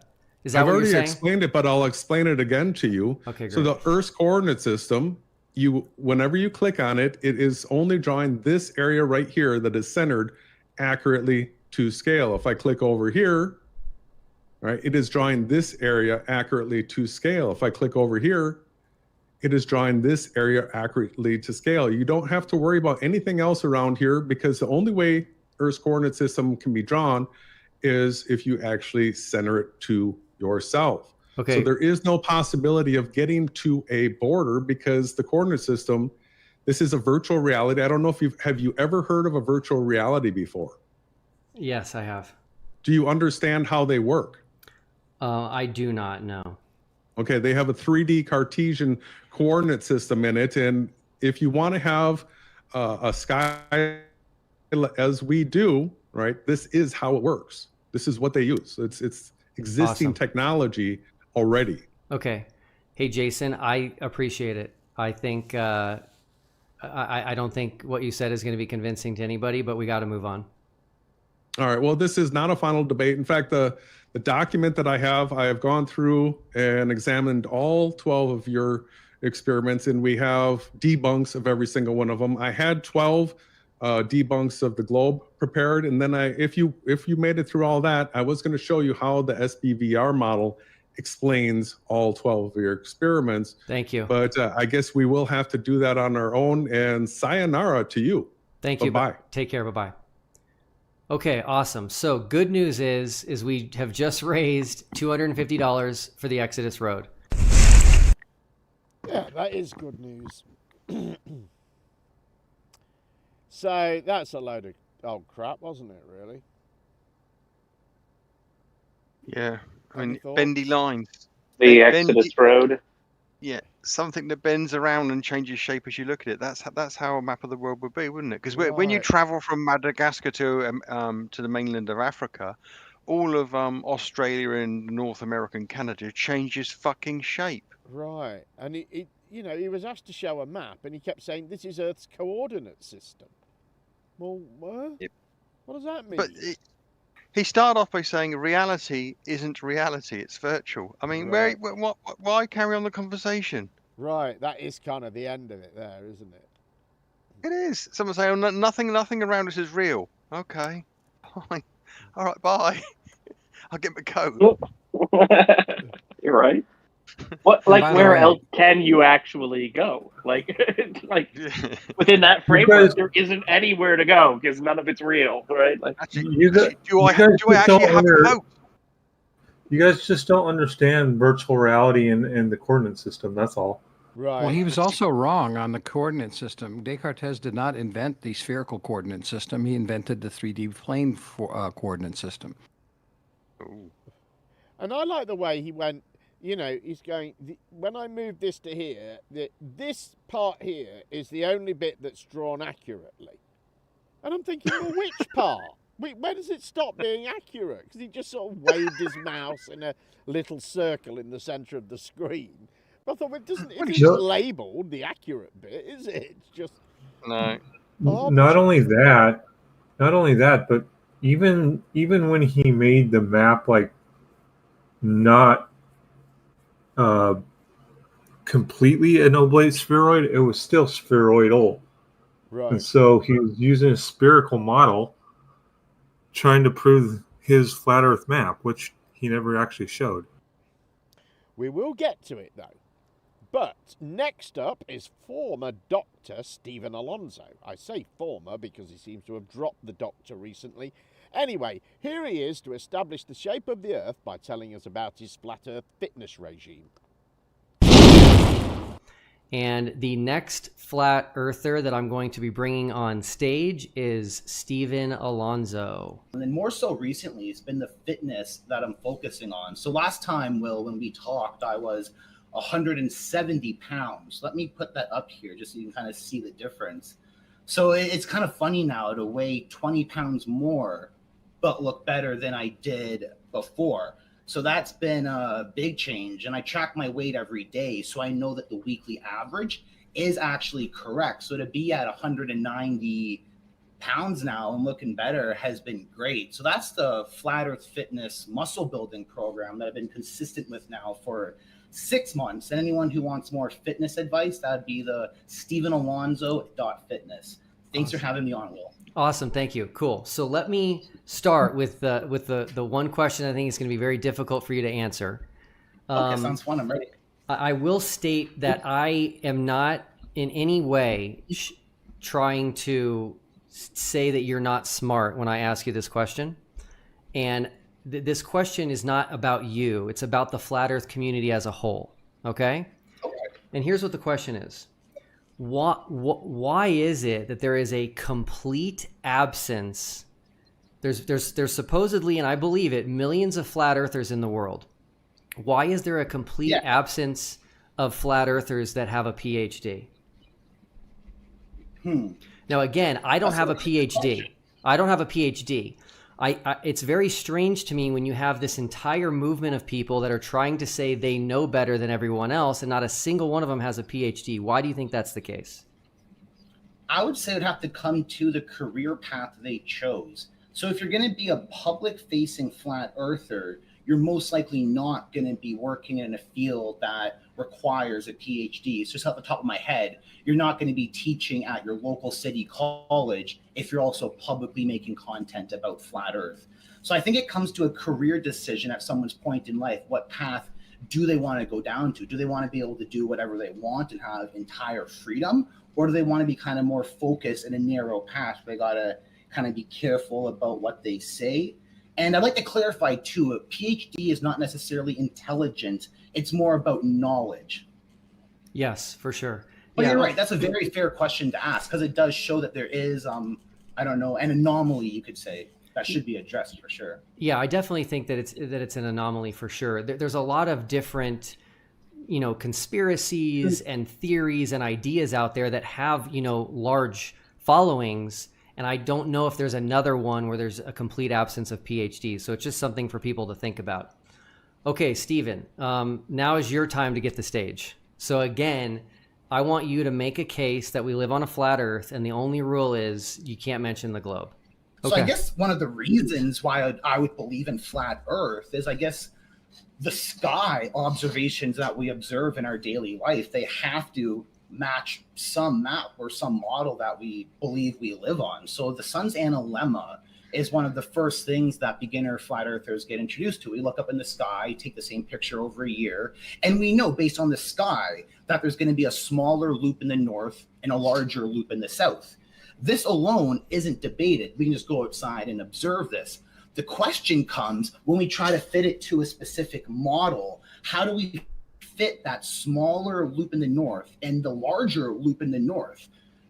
For example, if we try to use the South Polar AE model, it wouldn't work, because that would mean we have a larger loop in the north and a smaller loop in the south. So we can falsify the South Polar very, very easy. Stuff like the oblique Mercator stereographic that the Awake Souls were presenting, the analemma also wouldn't work on that projection either, because we know the sun's ground position. It has a latitude and longitude that isn't really debatable, and we have to make it fit to some model.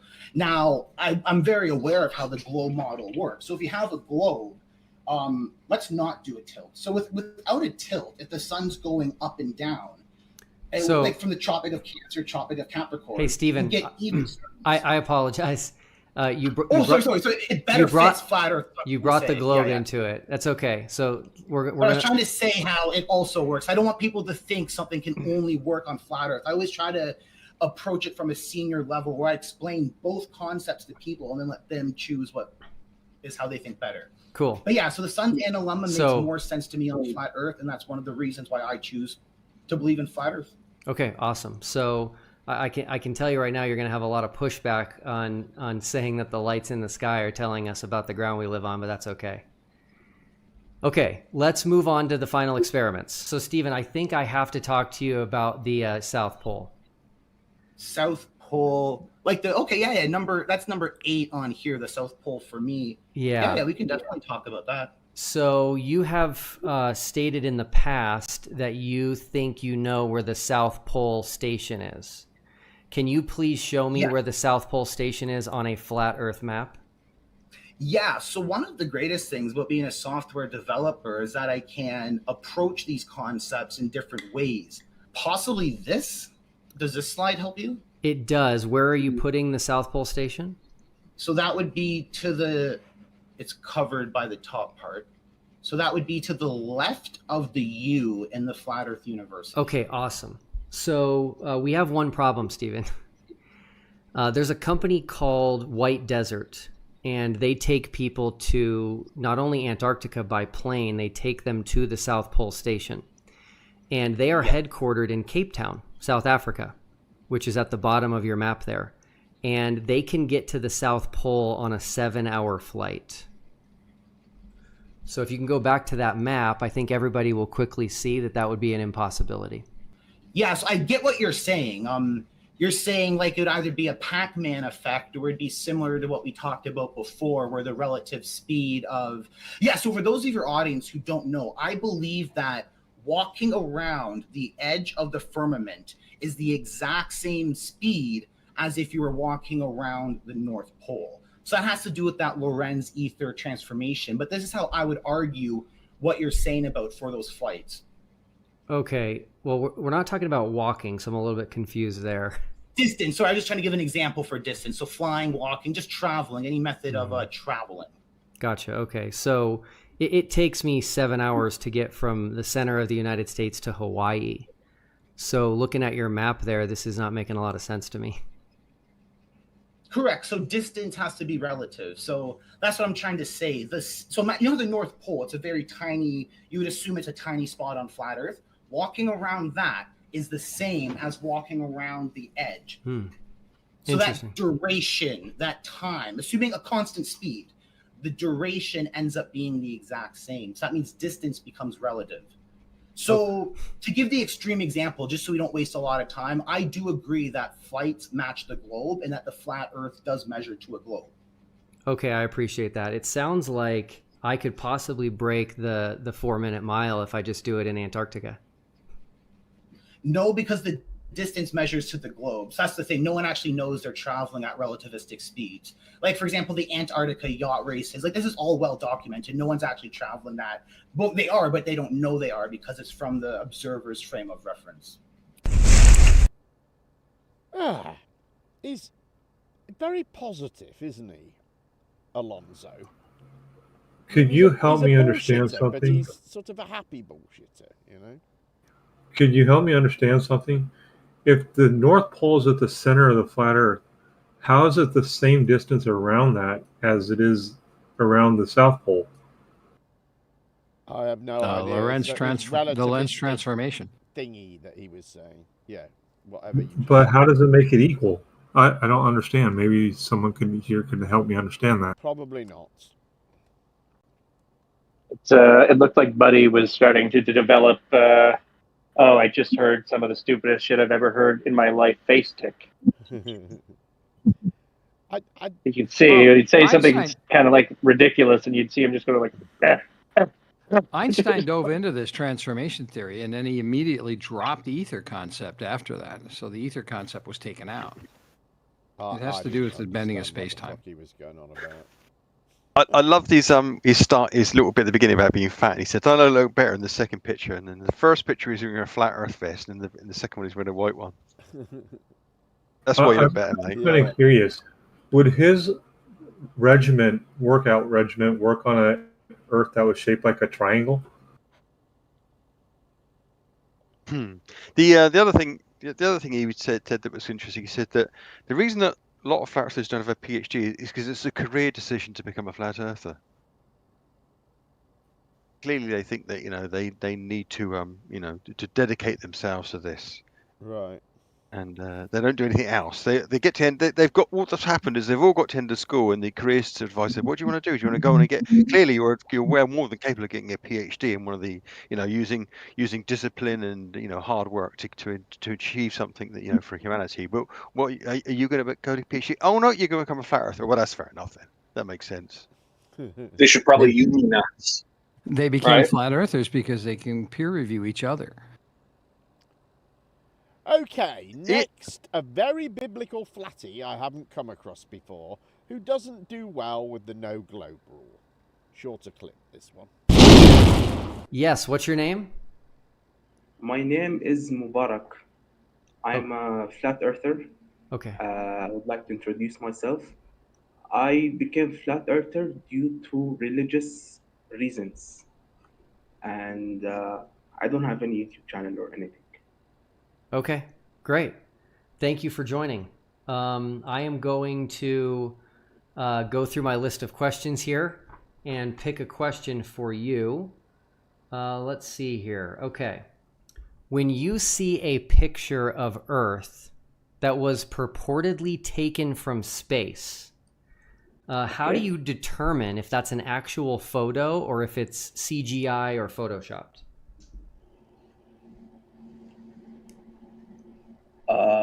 I have no idea, but I consider all of them to be fake or use fish-eyed lens. Okay, so this is important, right? You're making the decision to say a photo is fake. And so I'm asking you why you're making that decision. What's leading you to look at a photo and deciding that it's fake? If it's from NASA, I believe it's either like it's modified. Okay. This is what I believe. And I think they use fish-eyed lens. This is why. I think it's... You're coming to the conclusion that a picture is fake because you're assuming your conclusion that it's fake and that space is fake.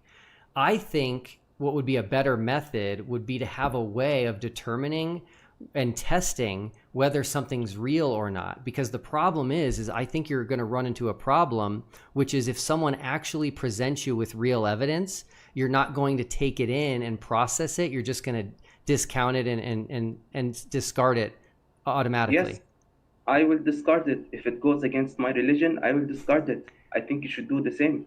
I think you should disbelieve your eyes when your Bible says the earth is circle. Okay, cool. All right, let me give you the floor, Mubarak. Okay. Tell me why you think the earth is flat. Make your case. And again, the only simple rule is you can't mention the globe. Okay, your holy book says in John 11:41, Jesus looked up and said, Father, I thank you that you have heard me. Now Jesus is in Jerusalem and he looked up towards the Father. Now, I don't want to say the forbidden word, but if the earth is a sphere, then up in Jerusalem is different from up in America. It would be opposite because Jerusalem is the opposite of America, right? Yes, Mubarak. I'm so sorry. You mentioned the globe. So we got to move on. We got to move on. Okay, by mistake, but I will not repeat that again. It's okay. How familiar are you with the final experiment? Did you follow everything that we did? Yeah, I am familiar with it, but you did not let me make my case. I'm sorry. It's okay. You broke the one rule, which is that if you're trying to prove something exists, there's no reason to mention something that doesn't exist. And so the only rule is you just have to make a case for flat Earth without mentioning the globe, and you mention it right at the beginning. So it's okay. Now we're going to talk about the final experiments. Are you familiar? No, it's not okay, because I was quoting your Bible. You should respect your Bible. Well, and I said it by mistake. It's okay. You should let me finish my case. I'm sorry, Mubarak. I have to have these rules because we're trying to get through enough people to make sure we raise enough money. So I want to give you your time, but we also have to just follow the rules. But it's okay. You still have more time to talk. Are you familiar with Critical Think's experiment on the weight variation, which is number 10 here? Are you familiar with that? Mr. Will, I would like to ask you if you will let me finish my case or not. I'm so sorry, Mubarak. I have to abide by what I said because I'm going to treat everybody the same. Anybody else does it, I had to let them go. So. Okay. Thank you very much for your time. And I am very disappointed that you did not let me complete my case regarding your verses of the Bible, considering you are a pastor and a high man in your religion. Thank you very much, and have a good day. Thank you. Bye-bye. Okay. All right. Well, there it is. Yeah, he didn't do too well, did he? The correct response to that is that you can still look. Everyone can still look up to God on outside of a sphere, because if God is omnipresent and he's supernatural, that means he's not in the natural realm and he doesn't have one single finite position. So everyone would be looking in different directions because they acknowledge that God is by his omnipresence and is every direction except for where you are. The thing that confused me the most about that is that if I'm in Jerusalem or somewhere in the United States, and we're like 180, we're not even 180 degrees apart, looking up is the same direction. We're seeing the same polar star. Like, I don't understand what he was talking about. He's talking about the zenith, not necessarily looking to the North Star. I think planet Earth is bleeding in on Leo here. God's everywhere. You can look up if you want to. You can look down if you want to. It's entirely up to you. It's just a tradition, isn't it? You can look within too, because they claim he's in you too. But although I think Will's being a bit mean, I do think he's right on this thing, because it is always, he was doing a debunk of the globe. Right? He wasn't establishing a flat Earth. He was saying it can't be a globe. I think he is fair.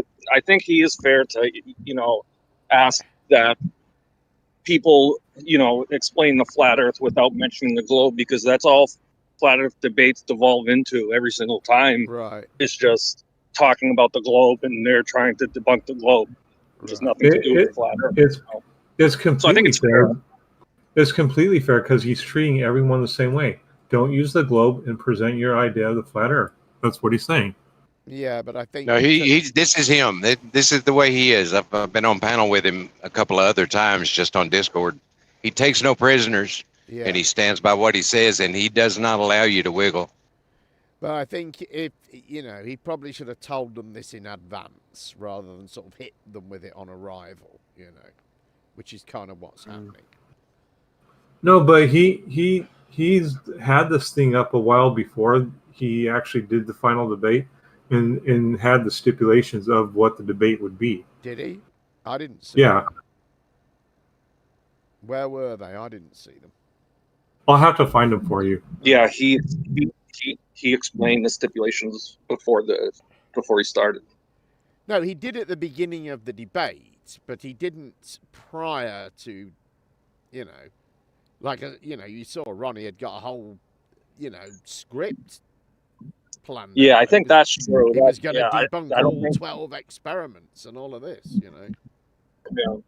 So they had obviously got a different idea in their head of what they were going into than I think he'd. Well, I don't know. I thought made public, but apparently not. But anyway, our next flatty is a Ronnie and Jason fanboy who is one of those whinging Aussies. Take a look. Yes, my name is Bron, and I have a YouTube channel, Lamp in the Wilderness. You can find me there. Awesome. Thanks for coming. No worries. Okay. I have a question for you here from my list. And let's see here. I am going to show you by the way, where are you from? Oh, I'm from Australia. Oh, awesome. I was hoping you would say that. Okay.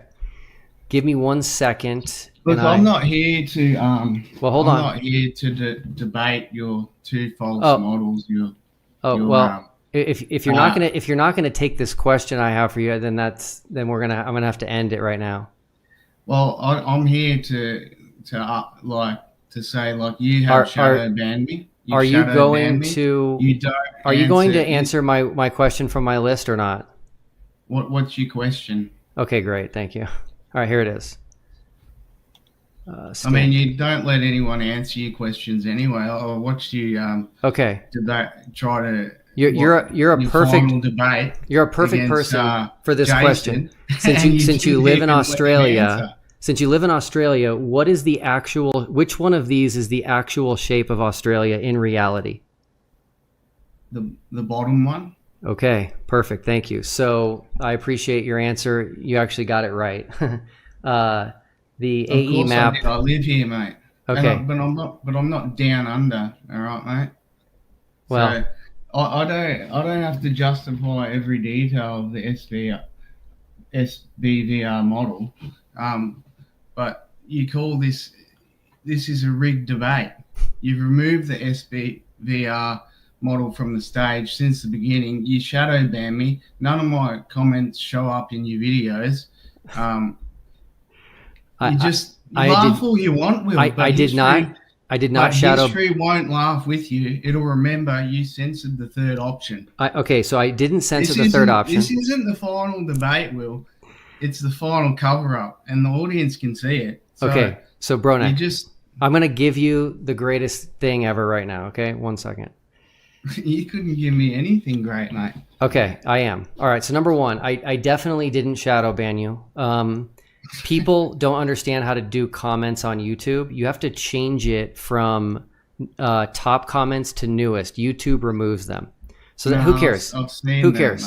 That's neither here nor there. I've gone to a incognito tab and changed it to the newest, and it's still not there. So okay.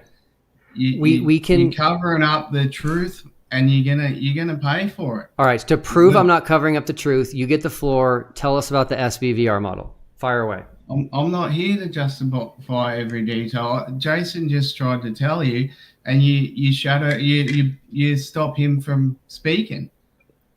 Okay. So would it make you happy if I brought on Ronnie next and let him present the model? Yeah, you should give everyone a chance to defend what they believe in, considering you're holding like you're just blocking people. You're debating two fake models. You're leaving the third option out on purpose. Okay. I promise you I'm not, but I will, again, let the record show, I'm not trying to block your model. I allowed you to present it. You're not going to present it, but that's fine. And so how come, like, so you're a pastor, right? Yes, sir. But you allow your minions to call me names in the chat. I've been in churches before. Pastors don't allow people to call other people names, disgusting names. How do you justify yourself calling yourself a pastor when you allow people to do that? Okay, so I don't have minions, and I'm not aware of what you're referring to. Just so you know, there's been 6,311 comments so far on this live stream, and I've read 0 of them. I have to focus on what I'm doing here, which is talking to you and other flat earthers, so I don't read these things. I apologize. So you have answered my questions though in some of your videos, but they don't, as I said, they don't show up. Like, they only show up for me, like, not for anyone else. Like, so you do hide comments. You shadow ban. You shadow ban me. For the record, I have blocked 3 people from the channel in the year and a half I've done TFE.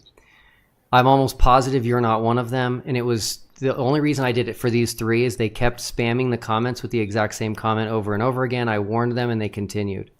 So I apologize you're not seeing your comments. YouTube, everybody's aware of this, gets rid of comments until you change it to newest and scroll through all of them, which can be a lot. But if you don't want to present the SBVR model, I'm happy to have Ronnie do it. Jason just presented it, and you wouldn't let him. Ronnie's in the back room right now. His camera is on, and so I'm willing to let him on right now and present it if you'd like. Are you gonna allow him to present it, or are you gonna keep like you did to Jason and just cut him off? No, I will allow him to present it. Well, go ahead then. Okay, thanks, Bronek. Thank you for coming. Appreciate it. No worries. Bye-bye. He was a bright spark, wasn't he? That guy's dumber than Debbie. I love the name of his YouTube channel, Lamp in the Wilderness. Does he mean Lamp in the Darkness? What fuck? It's got on his YouTube channel. He's got a banner he's had made up, and it's a jungle with a Victorian street lamp in it. Because obviously, if you're stuck in a jungle, the one thing you want is a Victorian street lamp. Oh, thank fuck, I'm safe now. Is that guy dumber than Debbie? He's another of their fanboys. There's more to come. I think there's 1 or 2 more to come, and you know they did try and hijack it a bit. But I mean, what's the point? You know, if you're presenting a Pac-Man model, then it's already over, isn't it? Yeah, pretty much. You're already saying there's some massive aspect of reality that we just can't detect. You know, it's sure. It's not really an explanation. It's a lack of one. You know. Yeah, I had this conversation the other day about the sun Pac-Manning across the new dual pole azimuth, you know, on the equator, and they're going, yeah. Well, think about how Pac-Man does it. That's how the sun works. Right. Pac-Man's not real. Right. Can I push back on something, Jim? Go on, then. When you said it's unfair, it was unfair for Awake Souls because maybe he wasn't really paying attention to what the debate was. But everyone that's joined after Awake Souls, that's a flat earther, understands that they're not supposed to present things about the globe. Right, but they haven't really had time to prepare for that, have they? If they're people that were, you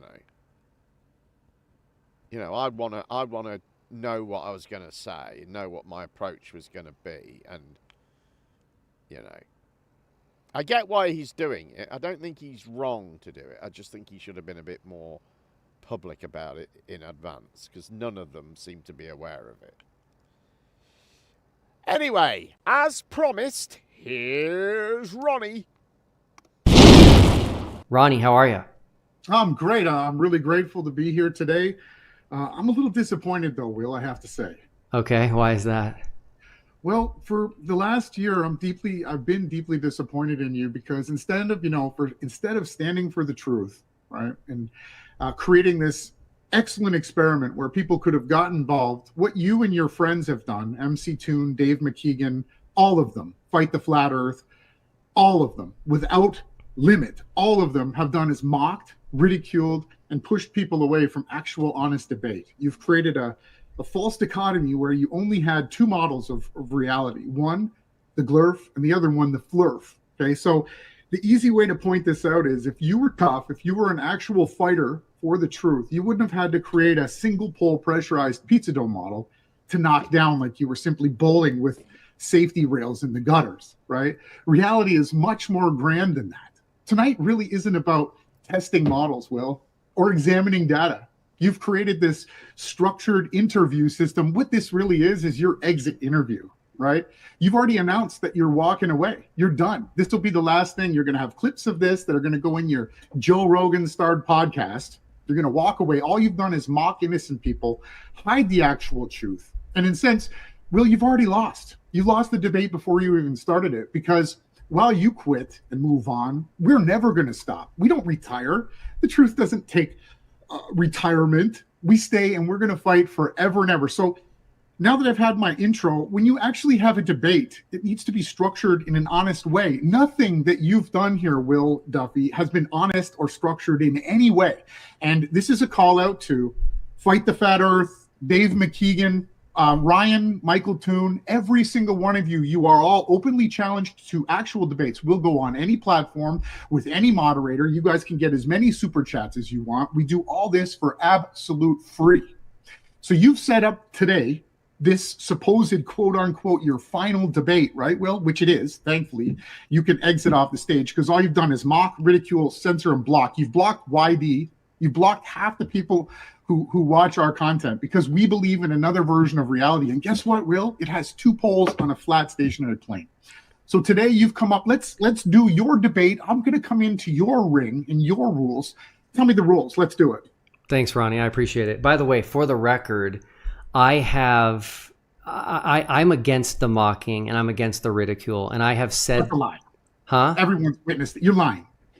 Oh, okay. You've been a jackass, treated everyone like absolute crap the entire time. So don't try to pretend that you haven't. Everybody in the whole world, all of creation is watching. Continue. Okay. So... I asked you for the rules. Let's have the debate your way. You want to ground and pound. You want to stand and spar. You've created three systems of a debate, right? I didn't know about it until today. Is that true? Yes. Okay. You just came out with the rules today. So that's correct. Tell me the rules. Let's do it. I'm ready. Okay. Awesome. I am going to ask you a question from my list here. Sure. Okay, cool. If you were in the southern hemisphere, how would you figure out the cardinal directions north and south? How easy of a question. So obviously I would cite my location by using the sigma octans region of the sky at 180 degrees south. Next question. On a flat stationary plane. Okay. I need to see that, by the way.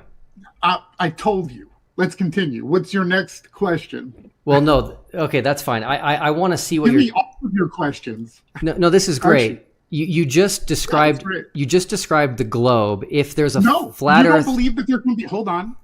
I did not in any way, and now you're using the word... I'm not allowed to say that word you said, right? Or is that in your next section? So first off, just because you believe there's two poles in the sky, that doesn't intrinsically tie it to a you-know-what, space ball. Sorry, it doesn't. There's projection systems that use two poles. You can have three poles in the sky. You can have four. Why would you limit to a straw man fallacy like you have? False dichotomy, Will. You're exposed again in front of all of creation. I'm not, Ronnie. You just said you created a false dichotomy, and you used a single pole pressurized pizza dough model, which, if you've checked, I've timestamped a live interview with Jaron Campanella, who you used in your final experiment, which is actually an observation. They aren't scientifically in any form, shape, or way, which we're going to get to. I showed him that the sun rose south of east and set south of west in the southern part of the so-called Earth, right? In Punta Arenas, as you would say it, right? I showed him and I said, Jaron, for the next 8 years, are you going to continue to lie to people and push a false model of reality? And what did he do, Will? He did. He did. And you chose him to be your validator of truth. I did when not I showed him and the whole world and all of creation that there was a sun that rose south. What does it mean, Will, if a sun rises south of east and sets south of west? Hey, Ronnie, I didn't choose Jaron. Flat Earthers did. Okay, yeah, sure. Tell another lie. Let me ask you a question, Will. My turn, right? You asked me a question. Now I'm going to ask you a question. Sure. Do you believe that Earth is on a tilted axis? I do. So then how can you explain a due east and due west sunrise, sunset 2 times of the year? That's the equinox, right? Yes, it is. Okay, so It's that's not the solstices. okay. Yeah, so that's pretty easy to explain. Explain it. It's the midway point when each pole is tilted directly toward the sun. It's halfway in between that. Halfway in between that, huh? So That's right. You're telling me that at that point both poles are equally tilted? That there's not one? So which causes winter and which causes fall? So what you're not showing your audience, right, is an actual graphic of it. Why don't you pull it up? I don't have a graphic of it handy. No? Oh, that's too bad. If you're on an Earth tilted at 23.5 degrees to its axis, you can never have a due east, due west sunrise set. The Earth doesn't go like this. It doesn't tilt throughout its orbit. It simply goes around in its supposed orbit around the sun, which isn't proven. We can actually measure the sun moving. The Earth doesn't change its tilt, Will. It doesn't wobble. Is that what you're claiming? No, I can visualize it, but if you can't, that's okay. Oh, no, I can visualize how a due east, due west, sunrise, sunset twice a year destroys your glurfer idea of reality. Let's move on to number 2 because you've already failed to limit or meet the actual required answers for reality. So what's the second part? You want me to tell you why Earth is flat? That's right. That's right. This is okay. Let's go through it quick because I know you got. This is your time to shine. Make your case that the Earth is flat. Just don't mention the globe. Sure. Well, right off the top of the bat, we can use level flights from the NTSB data, right?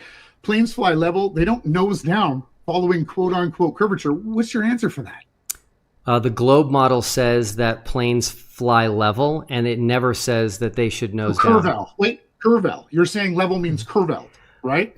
No. So, Ronnie, are there 2 different words in English, one called flat and one called level? Are there 2 different words? Is level curving, or is it parallel to a flat horizon? Level. The reason we have the words flat and level in the English language is because they're different. Level does not mean flat. So level can refer. Ridiculous, Will. No, all of creation. It's in the dictionary. You can't blame me for that. It's in the dictionary. You should have said through pendulous veins or Mercury erectors, right? Which actually only keep at a local level an actual gyroscope erected correctly. So for you to prove that Earth and a plane is flying around the curvature, what you need to do is take a non-assisted gyroscope. Are you listening to me, Will? Hey, Ronnie. Ronnie, this is important. Ronnie, you mentioned the globe. This section is over. You mentioned the globe. You still don't want more? No, I want to go through how water finds its level, parallel horizons, the celestial poles, and sunlight and shadows all prove that Earth is a fixed and stationary plane. We're not even talking about the Bible yet. I can't believe you did this. Okay, you're the 3rd person. I'm going to give you a chance right now. Part. Okay, we go on to the 3rd part. Okay, it's fine. You don't want to talk about the SBVR? No, we're going to get to that. Now, are we not going on to your experiments? I'd like to go through 1 through 12. If you just let me quickly read a quick paragraph, won't take long. I'm sorry, you can't do that. Oh, God, he was awful, wasn't he? Jim, I'm sorry, you can't do that. Yeah, he's worse than Dell. You mentioned the globe, Jim. I'm sorry, you can't do that. It is amazing, though, isn't it? How they just can't do anything other than that, can they? Just explain to you how the globe's wrong. It's all about, dismantling things rather than creating things. Right. It's all it ever is, isn't it? And apparently everything he says is heard by all of creation. That's what I was All of wondering. I was creation wondering heard you how say many it. people were watching this video or this live stream. I don't think all creation was. No, I could be wrong. I don't think so. What is an SBVR? Oh, I think I did figure it out earlier. The VR stands for virtual reality. What did the SB stand? You do. According to, I think if you listen carefully, I think you will pick it up. It's the theoretical system in the conspiracy theory of flat Earth. It's semantics of business vocabulary and business rules is actually what SBVR stands for, and they're using it as a model. Hang on, it stands for what? It says semantics of business vocabulary and business rules, a model in flat Earth. In a flat Earth context, a theoretical exercise that applies a business modeling framework to a pseudo-scientific conspiracy theory. It is not a real-world application of SBVR. Instead, where are you getting this from? I just typed it in. And I said SBVR. I don't think that's what it stands for them, anyway. Anyway, you'll pick it up as you go along. I think I managed to earlier, but I can't remember what the first ones were. Okay, another unknown to me, at least, now, founder of the first flat Earth Facebook page in history, meet Samuel. Yeah, my main page is on Facebook at the Plana. I'm the first flat earther on Facebook in history. I created the first flat Earth page about. I created the first Facebook page about flat Earth in history, also on Facebook. I'm the owner. So I've been debating this subject for 10 years now. So awesome. I hope that we now can get a lot of things cleared up. Okay, cool. Thank you. So I'm going to grab my trusty list here, and I'm going to ask you a question on it, okay? Okay. I'm going to share my screen so that you can see something. I'm going to read it as well in case you're on your phone and it's a little bit hard to see. So give me 1 second. Okay. Give me 1 second here. Okay. All right. Let me read this to you. This is from NASA's website. This is not a screenshot. This is a live website right now. This is what the flat Earth community thinks is a bit of a smoking gun. It's this paper called The Derivation and Definition of a Linear Aircraft Model. Now, what makes flat earthers so excited about this is it says it's a linear aircraft model for a rigid aircraft of constant mass flying over a flat, non-rotating Earth. Are you familiar with this? Yes, I am. Awesome. Okay, here's my question for you. There are 4 things highlighted there. I put that highlight there. The 4 things are a rigid aircraft, an aircraft of constant mass, a flat Earth, and a non-rotating Earth. My question for you is, what do those 4 things have in common? They all assume the obvious. Okay, that's incorrect. Do you want to try again? No, that's correct. What are you saying? They are assuming the obvious because nobody can prove the Earth is moving and there is no measurable curvature. Okay, Samuel, I hate to break it to you, but that's not the right answer, but I'm going to give you the right answer. No, who determined the answer to this question? The people that wrote the paper. Okay, so what's their answer? All of these things don't exist. Why not? So number 1, aircraft is not rigid. Aircraft does not have a constant mass. It changes as they burn up fuel. And there is not a flat Earth and there is not a non-rotating Earth. So flat Earthers, unfortunately, have misunderstood this NASA paper. Hey, Samuel, I'm being serious right now. I do care about you. And I want you to realize. Oh my God! The way you're interpreting this information is hilarious. The way you're interpreting this is just too funny. It's obvious, Samuel. So let me explain. Okay, what they're trying to state is that there are 4 variables that are not accounted for. Aircraft is not rigid. The wings go up and down. It is not a constant. Yeah. It is not a constant. So it's not made of. So it's not made of metal. It's made of jello, right? That's not what I said. That's a straw man. You know a lot about that. Everybody knows that there is flex in the wings. I actually talked to an aerospace engineer to prepare for this debate. It's not a constant mass. That's not what's being considered. It's considered rigid because it's made of a hard metal. That's rigid. It's not applying in movement. Hey, Samuel, I'm telling you right now that in the world of aviation, aircraft You're is not an aviator. You're not a pilot. You're correct. You're not a mechanic. You're correct. Aircraft is not considered rigid. Aircraft, everyone knows, does not have a constant mass. And so this has been a huge misinterpretation by the flat earth community. These are 4 things that are not true. You guys have taken them as 4 things that are true. And so you need to know that. Okay, I have about 3 other documents on my website from the CIA that claim flat earth. So what about those other 3? I am not familiar with those. Well, then you look them up. Okay, I definitely will. But here's the cool part, Samuel. This is your time to shine. So I'm going to give you the floor, and I want you to make your case for everybody watching why we live on a flat earth. One simple rule: can't mention the globe. Go ahead. Ever since recorded history, all cosmologies in the past have been under the firmament, a solid firmament. They all recognize it since the Sumerians, the Babylonians, the Aztec, the Mayans, all recorded history, all began with the flat earth. So the initial premise is the flat earth. We don't have to prove what everybody else in history already knew. The model that you're presenting is the new model. And it all started with Eratosthenes and Aristotle. And I refuted every single one of those arguments, especially to artificial intelligence from Meta, from Facebook. And I haven't recorded that those arguments have been refuted. And yes, the earth is flat. I made Meta admit it. And I have that recorded. Hey, Samuel, I want to make sure I'm understanding your argument. Did I hear you right that because people believed the earth was flat in the past, that's your evidence that the earth is flat? That's the initial premise. That's all of human knowledge considered the obvious. Okay, so is it possible that people in the past have been wrong about things? No. Okay. They're wrong now. Your argument so far, and I'm not stopping you, you can go on if you want, but your argument so far is that the earth is flat because people in the past believed the earth is flat. That's not a good argument. Because that's a natural observation that everybody has and that anybody can prove. Nobody has seen the earth from space, not even you. Okay, Samuel. Especially you. Samuel, this is important.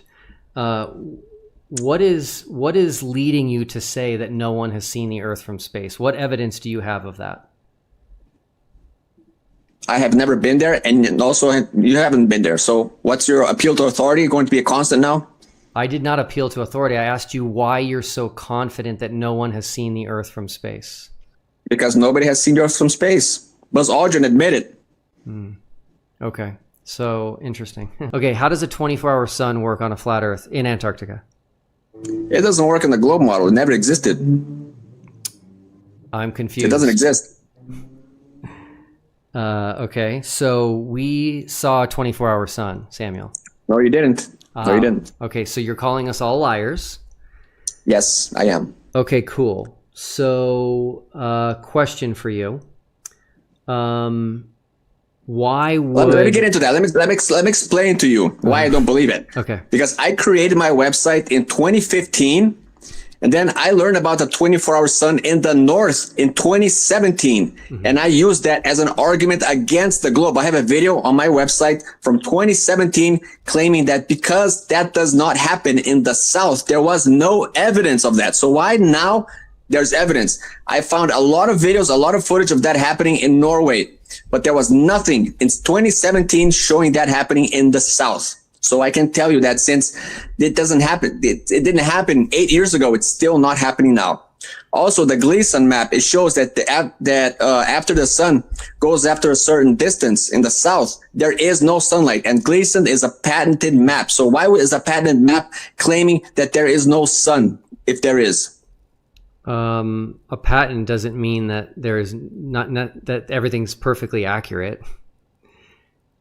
So there's no model. There is no patented globe model. MC Toon has a $100,000 offer where if you go to Union Glacier Camp where we did in December of this year and show that there's no 24-hour sun, you get $100,000. So who's going to pay for my trip? Well, you'll have to pay for it, but if you're confident... Of course, Hold on. of course. I have to pay. Did you pay for your trip? I did. Yeah, I'm sure you did. So then pay for my trip. Okay, Samuel, if you're confident, then you shouldn't be worried about paying for the trip because you're going to get $100,000. Well, if you believe space is real, then go there. Go to the moon if somebody went. Okay, so Samuel, I would like people to know where to find you on Facebook. How do they find your page? It's facebook.com/Aterra é plana. Aterra é plana. ATERRAPLANA. Okay, awesome. Well, I appreciate you telling us that we're all liars, and even though we have eyewitness testimony, I have no reason to believe you. I've been studying this 24-hour sun for 10 years, for 8 years at least. And now suddenly out of nowhere, you came up with a very specific subject that is very hard and very expensive for me myself to go and see if you're telling the truth. So I have no reason to believe you until I do that. Okay, well, we do have eyewitness testimony from flat earthers. We do have video. Who? We do have 360-degree video. Who? Yeah. 4 people: Jaron Campanella, Austin Whitsitt, Lisbeth Acosta, Jonathan Morandi. 4 flat earthers. The other person I know is Jaron. 4 flat earthers will all tell you they saw a 24-hour sun. I don't believe any of them. Okay. Because I've been studying this for a very long time, and I know there isn't. All right. Well, Samuel, thank you for coming, and I really hope to see you go for that 100,000. Okay. Okay. Bye-bye. Pay my bills. Bye. Okay. Bye-bye. What a numbskull he was, wasn't he? Yeah, well, I'm the first. Oh my God, I'm the first person on Facebook to have a flat Earth page. I call it facebook.com/flat Earth, or I'll call it facebook.com/. I'll tell us so nobody can find it. Yeah. What a genius! He said a terra plana. A terra plana. It's Spanish for flat Earth. Bless his cotton socks. We heard it quite a few times on the Globe Lie tour when they did Europe. I think Samuel's going to win an easy 100 grand, isn't he? 100 grand. God, he's unbelievable, isn't it? And I really hate that argument that I've heard so many of them make. Well, I haven't seen evidence of it before, so I disbelieve this evidence. And you haven't been to space, so it doesn't exist. And I haven't been to the Great Wall of China either, so that doesn't exist. Well, if Samuel actually believes what he was saying, then he would just pay to go the trip and then win the $100,000. It'd be pretty easy. Right. And by the way, I can probably confidently say that no one in this world has ever seen in Noah's Ark. So therefore, it doesn't exist. Well, that's true. It is an interesting thing, though. I mean, it's a dead farce. It's an absolute certain investment, isn't it? If someone said to me, £1,000, you're going to get £100,000, and I was 100% convinced, in my conviction that what they expected me to see was there. It'd be a no-brainer, wouldn't it? Well, yeah, they rebuilt. They kind of rebuilt. I'm pretty sure they kind of rebuilt the Noah's Ark, and there's like a museum. But that's not Noah's Ark. That's a rebuild of what they think it was like. I know, but if you're being dishonest, you could say, I don't know. It's the Ark of Theseus. I've heard dumber arguments. Ark of Kenthoven, so it's not really. I don't think it's even to scale for that matter. Probably not. Anyway, I hate it. But anyway, crappy argument which says that my opinion is formed, and any new evidence I reject because it isn't old evidence. And also, his claim that he'd been, doing this since, when was it, 2015, he'd been studying it for 8 years, and he'd never seen anything before for the South. Well, that, who's that guy that the Antarctica a Year on Ice thing was made in, 2013. And that's the one that has the 24-hour sun in Antarctica that they all say has been faked, with the looping clouds one. Yeah, that video is from 2013, so I don't know what he's on about. Well, you know he's a bullshitter because when he was read a list of 4 flat earthers, he said the only one I've heard of is Jaron. He's never heard of Whitsitt. I know. Fuck off. That's what I was thinking. Come on, he must have heard of Whitsitt. Yeah. Anyway, who's next? A more familiar and more amiable flatty is next. It's Whiteboard Lindsay from New Zealand. Here he is. Okay, next we are going to add to the stage Lindsay. Lindsay, how are you? Not too bad, thanks. Awesome. Where are you? Where are you located? I'm in Auckland, New Zealand. Can you name a single globe prediction in the future that will fail and instead confirm a flat Earth? Now, to be clear, I'm talking about globe predictions that involve a date, a time, and a specific geographic location. There are thousands, by the way. Thousands of predictions. Can you name a single one that will fail and will actually confirm a flat Earth? No, because all their information comes from the ancient Babylonians or the Chinese. It's all documented. NASA's got all the files. They don't share all the nitty-gritties with the public. They just want you to follow their narrative of a globe. So you know, and we know the rotations of the planets and the timings and when it's going to align with the sun and the Milky Way and create a solar eclipse. You only have to see which planet is hidden in the Milky Way that's causing the solar eclipse. It's not just the moon and sun. It's a third entity. And the Milky Way is like a straw that comes out of the center of the flat Earth over to the tropical gap, and it moves around like a clock arm. That Milky Way swings over a planet in a particular time, you're going to get a solar eclipse. Whether it just nicks it or not, NASA knows this, and it's all about the flexing of the ecliptic plane, and all the planets are on the ecliptic plane. That's why it's called a plane, the circular and flat 2D plane. There's no plane on a globe. You've got this line drawn across your globe, but it's not a plane, is it? I'm happy to hear you talk about the Milky Way. I'm happy to hear you talk about planets because most flat earthers deny space, they deny planets. So it sounds like you disagree with flat earthers on that? You believe in space and planets and galaxies? Most flat earthers don't have a clue about reality. Well, they've gone so far and they're stuck in a groove. They don't know much. I can associate everything flat earth, all the ancients, all the documents, all the paper, all the scripts, even the Bible. You're supposed to be a preacher, aren't you? Yes, sir. Well, in the Bible it describes it. On the 17th of October, the second month, the 17th day of the second month is when the southern magnetic field pops and separates from the northern hemisphere because it comes up and overlays the northern hemisphere. It's just changing. This is changing the constellations when the stars come up and overlay the northern hemisphere stars. That's the changing constellations. That's your declination. Your tropical year is the southern hemisphere being drawn up. And it's all to do with the central vortex, which is a vortex like a heart. We call it a pump, but it's a vortex. It works like the heart, and it's to do with the electrical and the magnetic fields of Earth. And the whole southern hemisphere gets drawn into the north and back out again. This is even documented in good graphics in Epicor, the sun going like this. And I was telling people that the system goes like this for years, and then Epicor came out with it and described it beautifully. This is down and out. That means the ecliptic plane is flexed down, like a jellyfish down, and then flexes back up in the north. And that's the ecliptic plane. And on there are all the planets. And in the dead center is the black hole. And the first horse off the rank is the sun, right on the horizon of the black hole. It does a circle. And that's our 24-hour sun, 360 degrees. Hey, and at night, you see it as Polaris. Hey, Lindsay, nobody understands all that stuff. Did I hear you in the past say the sun is a hermaphrodite? It is. It's male and female.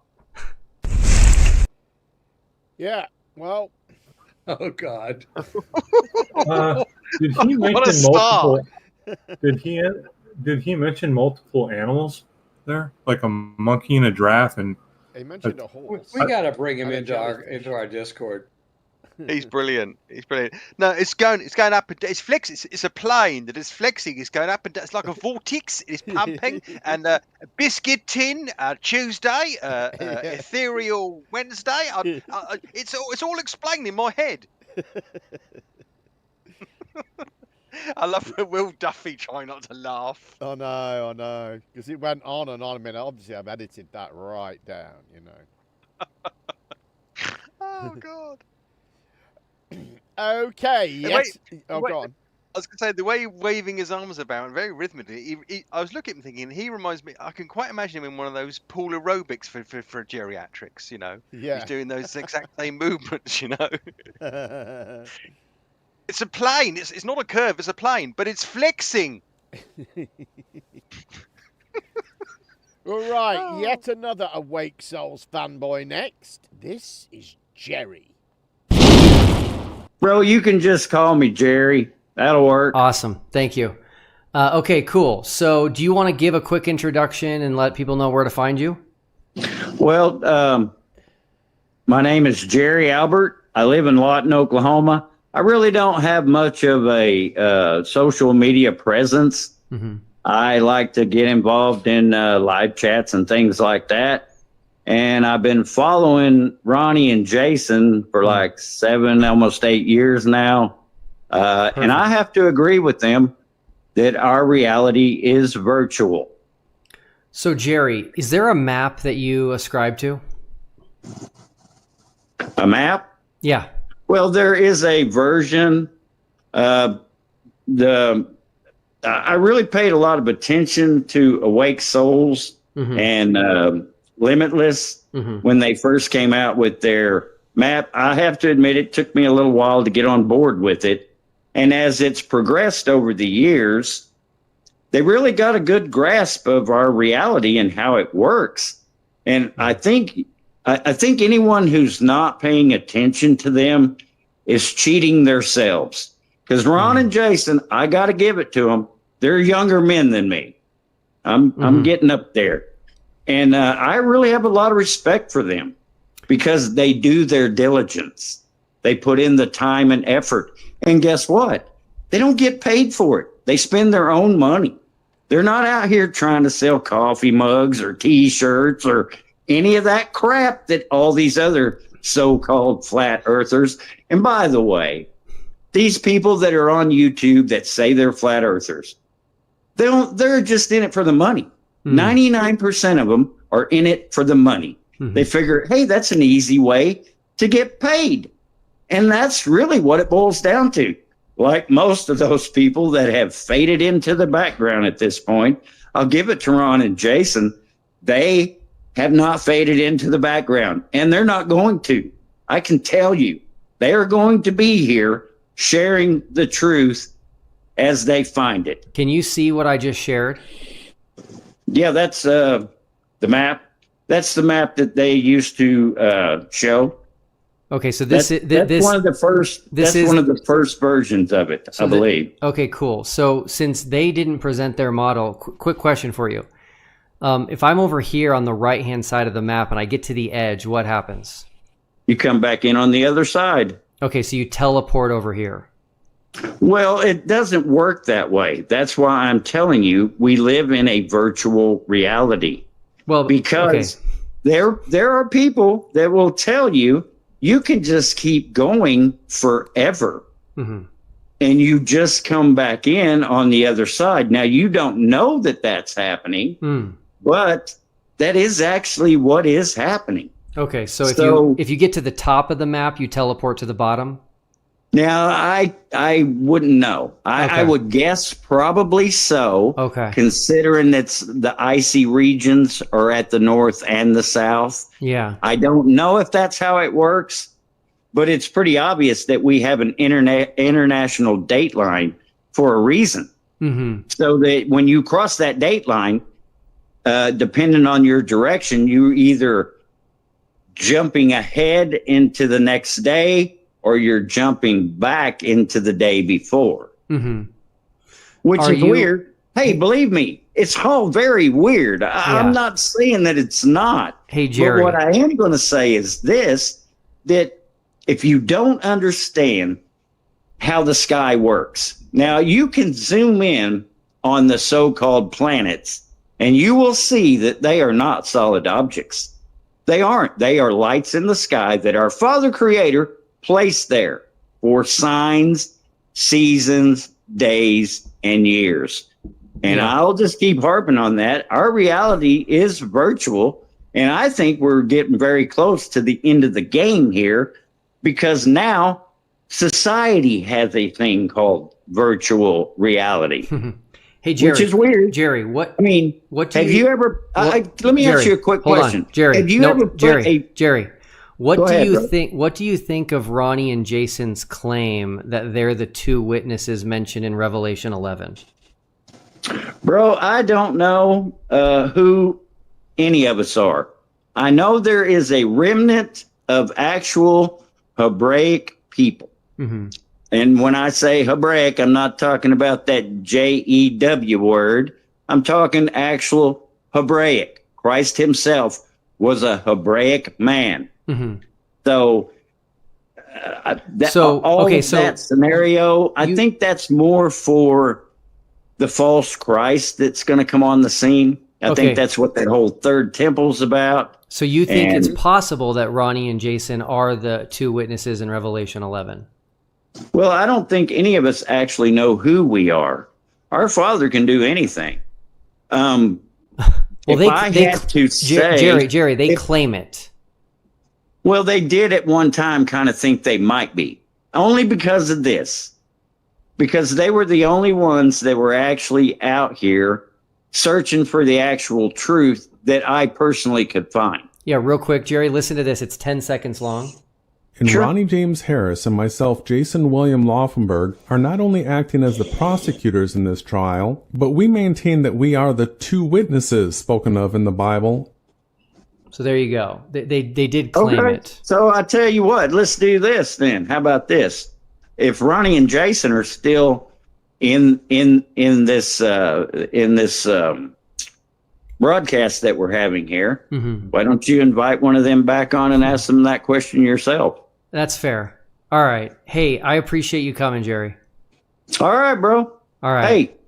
Hey, are you kicking me out, or can I say one last thing before I leave? You can say one last thing. Okay. Hey, I just want to say, bro, I'm sorry that this is the way you've chosen to share this, because, I mean, bro, it's a false dichotomy. You're not letting the supernatural, biblical, virtual reality be brought into this so-called debate, which that's what our reality is. It is virtual. There you go. Supernatural, biblical virtual reality. For God's sakes, nothing exists. I have a concern here. Hypothetically speaking, let's say that the verses in those biblical verses about the two witnesses are real, and that's going to happen. Okay, just for the sake of this discussion, if you were those two witnesses, wouldn't you be commanded not to tell anybody you're those two witnesses? I don't know. I mean, if the Apostle John is still alive, and there are many religions out there that believe he still is, because it never in the Bible necessarily says he dies where it says the other apostles died. No one knows it because he doesn't walk around saying, I'm the Apostle John, and being recorded saying that, right? I have no idea, Chris. I don't know. But anyways, I didn't want to get into a religious discussion, but it's just an observation that I have. If you're the two witnesses, you're not going to walk around telling people you're the two witnesses. Right.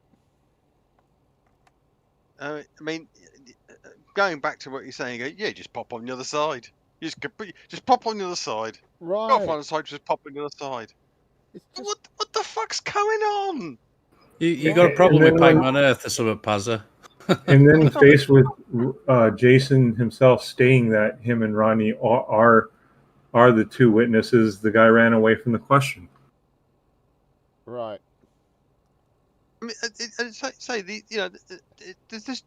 this is the map. Yeah, this is what it looks like. There's 2 fucking Antarcticas on it in separate places. I know. I mean, that wouldn't explain a 24-hour sun, would it? Because there's a gap in between one half of Antarctica and the other, right? Yeah. Here's my map of Texas.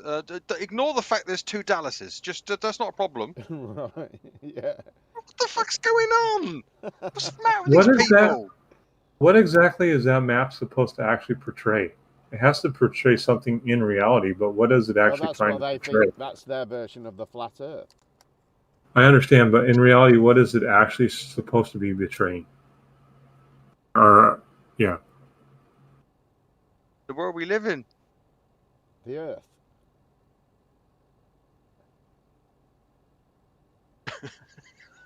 I know it's flummoxing. It should be. Yeah.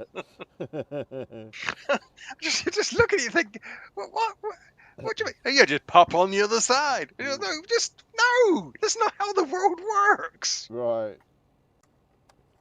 All right, we've got one more of these. Our final debate opponent now, and he is not very benevolent. Meet Geocentric Truth. I'm on TikTok, Geocentric Truth. TikTok, Geocentric Truth? Yep. Okay, awesome. I want to ask you a question. I'm going to share my screen, okay? Hey, hold on. Before you share your screen and move on to anything else, can I share my screen and ask a question about the globe? Not quite yet, no.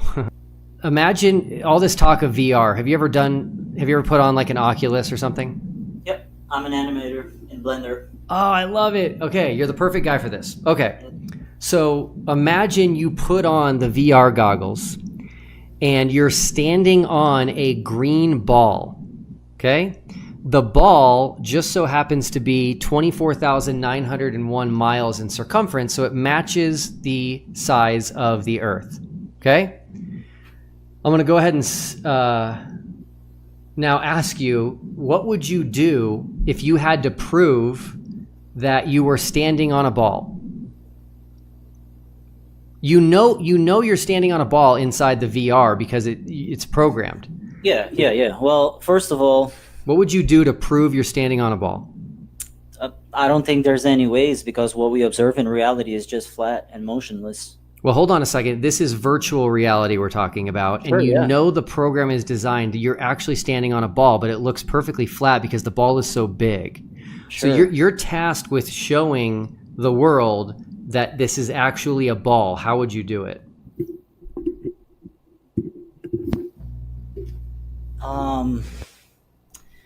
I would make it, because in virtual reality you can actually feel motion sickness and stuff like that. I would make it so I could feel motion sickness.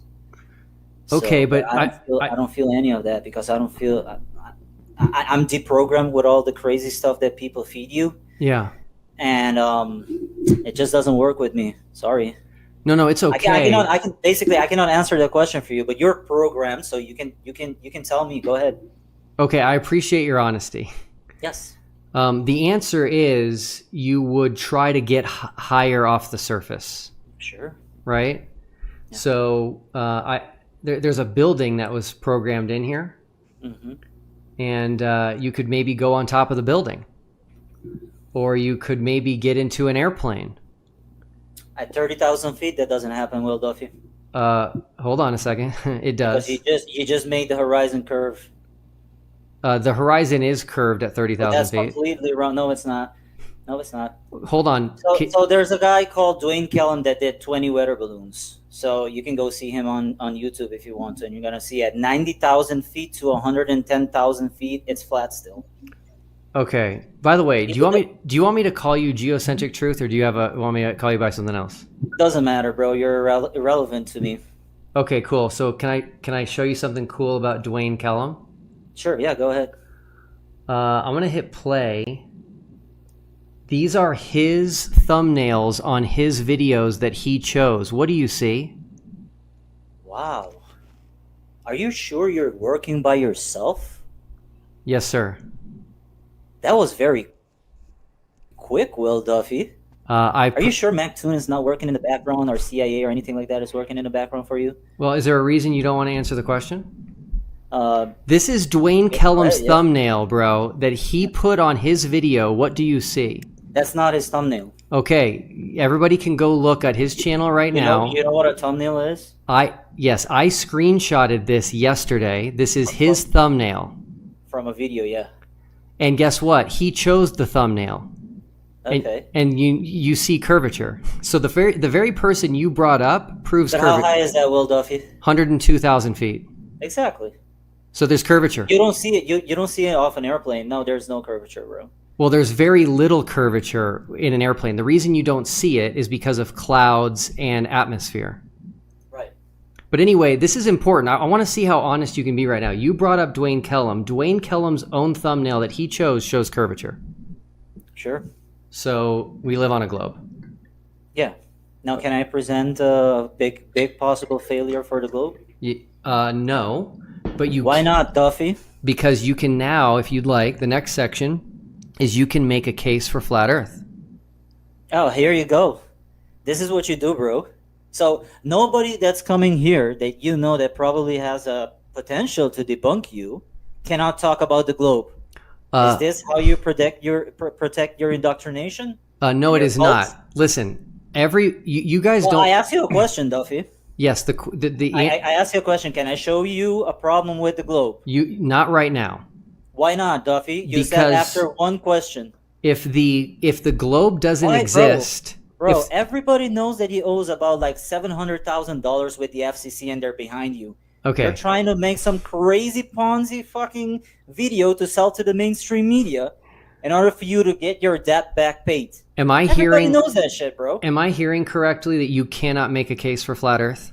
Bro, man to man, I ask you, can I present my problem of the globe that I have right here? And you said no because you understood that I can screw you over, but that is not allowing me to do it. That's not true. I am giving flat earthers a platform to prove the Earth is flat. If you can't do that, then we're done.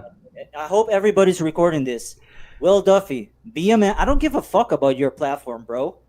All right, I removed him because my children are watching, and I don't like how he's talking. So TFE has always been a family channel, and we encourage children to follow what we do to learn more about our world and geography, and so that is not going to be accepted.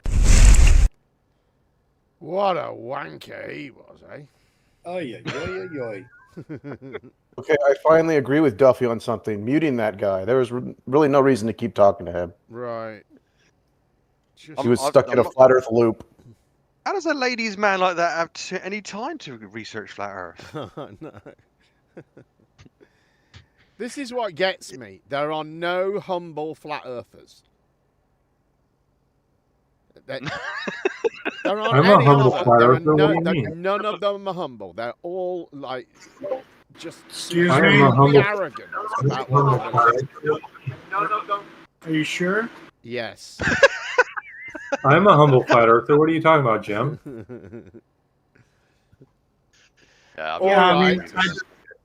like to just want to point out the people that I was involved with did go to the media, did go to the streets, did go to the lakes, ponds, oceans, and did our job to be flat earthers. I think we were good flat earthers. Flat Earth wasn't very good, but we did everything. We did everything on oceans, by the way. We can explore that after this clip, maybe. A Sunday roast would not... I'm on the right one, yeah. A Sunday roast would not be complete without the dishonest and ridiculous blabber of our old friend, David Weiss. Here he is on a radio call-in show where the first caller seems to know him. So please enjoy our final clip of the evening, which I didn't make the graphic for. Oh, and by the way, just another reminder, if anyone would like to, if you've enjoyed the show, please feel free to PayPal me or drop me a super chat. This is your last chance. The link to PayPal is in the description, so it would be very much appreciated if you've enjoyed what I've had to offer. Thank you very much. Here's Weiss. Brian, thanks for calling in. Oh boy, a big hot war with Venezuela. Is that what you're to talk about? Well, no, I was just going to say regarding this Trump claiming that he's going to attack Mexico, cartels of Mexico. That ain't going to happen. Are you sure? Yep. You're saying that America might actually not bomb a country that they say they're going to bomb?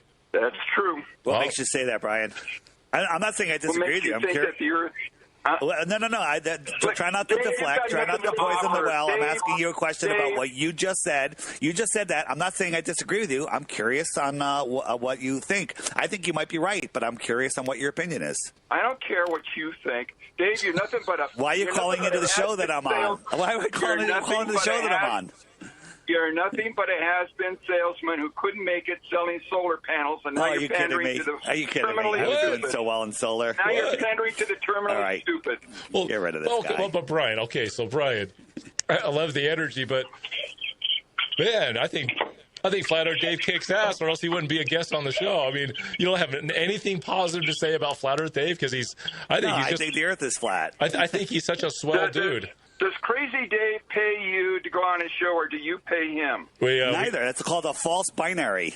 I do it because these guys are cool, and I like spreading information to people that have brains and are able to think. Not everybody does, Brian. You're pandering to the terminally stupid, Dave. Well, welcome to the show. You're listening. I pandered all. Yeah, I'm listening for the entertainment. I'm listening for the entertainment aspect of it. But Brian, let me say this, Brian. So what does this say about me then? I have vastly more people that say they don't want you on the air, and I tell them I wish I had 5 Brians. So what am I pandering to? Well, I wouldn't be here if you had 5 Brians. Maybe 4, well, not 5. Jason, go ahead, Brian. Jason, I really feel optimistic about you. I don't think that you really believe in this flat Earth nonsense. I think you're just. Hey, Brian, do you have one globe proof without calling me a retard or whatever, without debunking flat Earth? Give me one proof that the Earth is a globe. That's all. Forget flat Earth. Oh, he jumped off. There is no flat Earth. He jumped off. Yeah, see, we got that's to the what they do. They always run. They always run. They always run. They love debunking. How about this? Pretend that flat Earth isn't even here, and someone goes, "Yeah, the Earth is a globe." What proof do we have? And there's no other theories. Give me one proof the Earth is a globe, and you got nothing. Most people don't like school because deep down inside, your soul knows that they're teaching you complete and total nonsense. Everything from the math that they teach us to the history that they teach us, to space, all of that. It's all fake. And deep down inside, your true soul knows that it's fake. So you hate school. You hate learning. So you're memorizing and regurgitating to get the A rather than critically thinking and using your God-given common sense.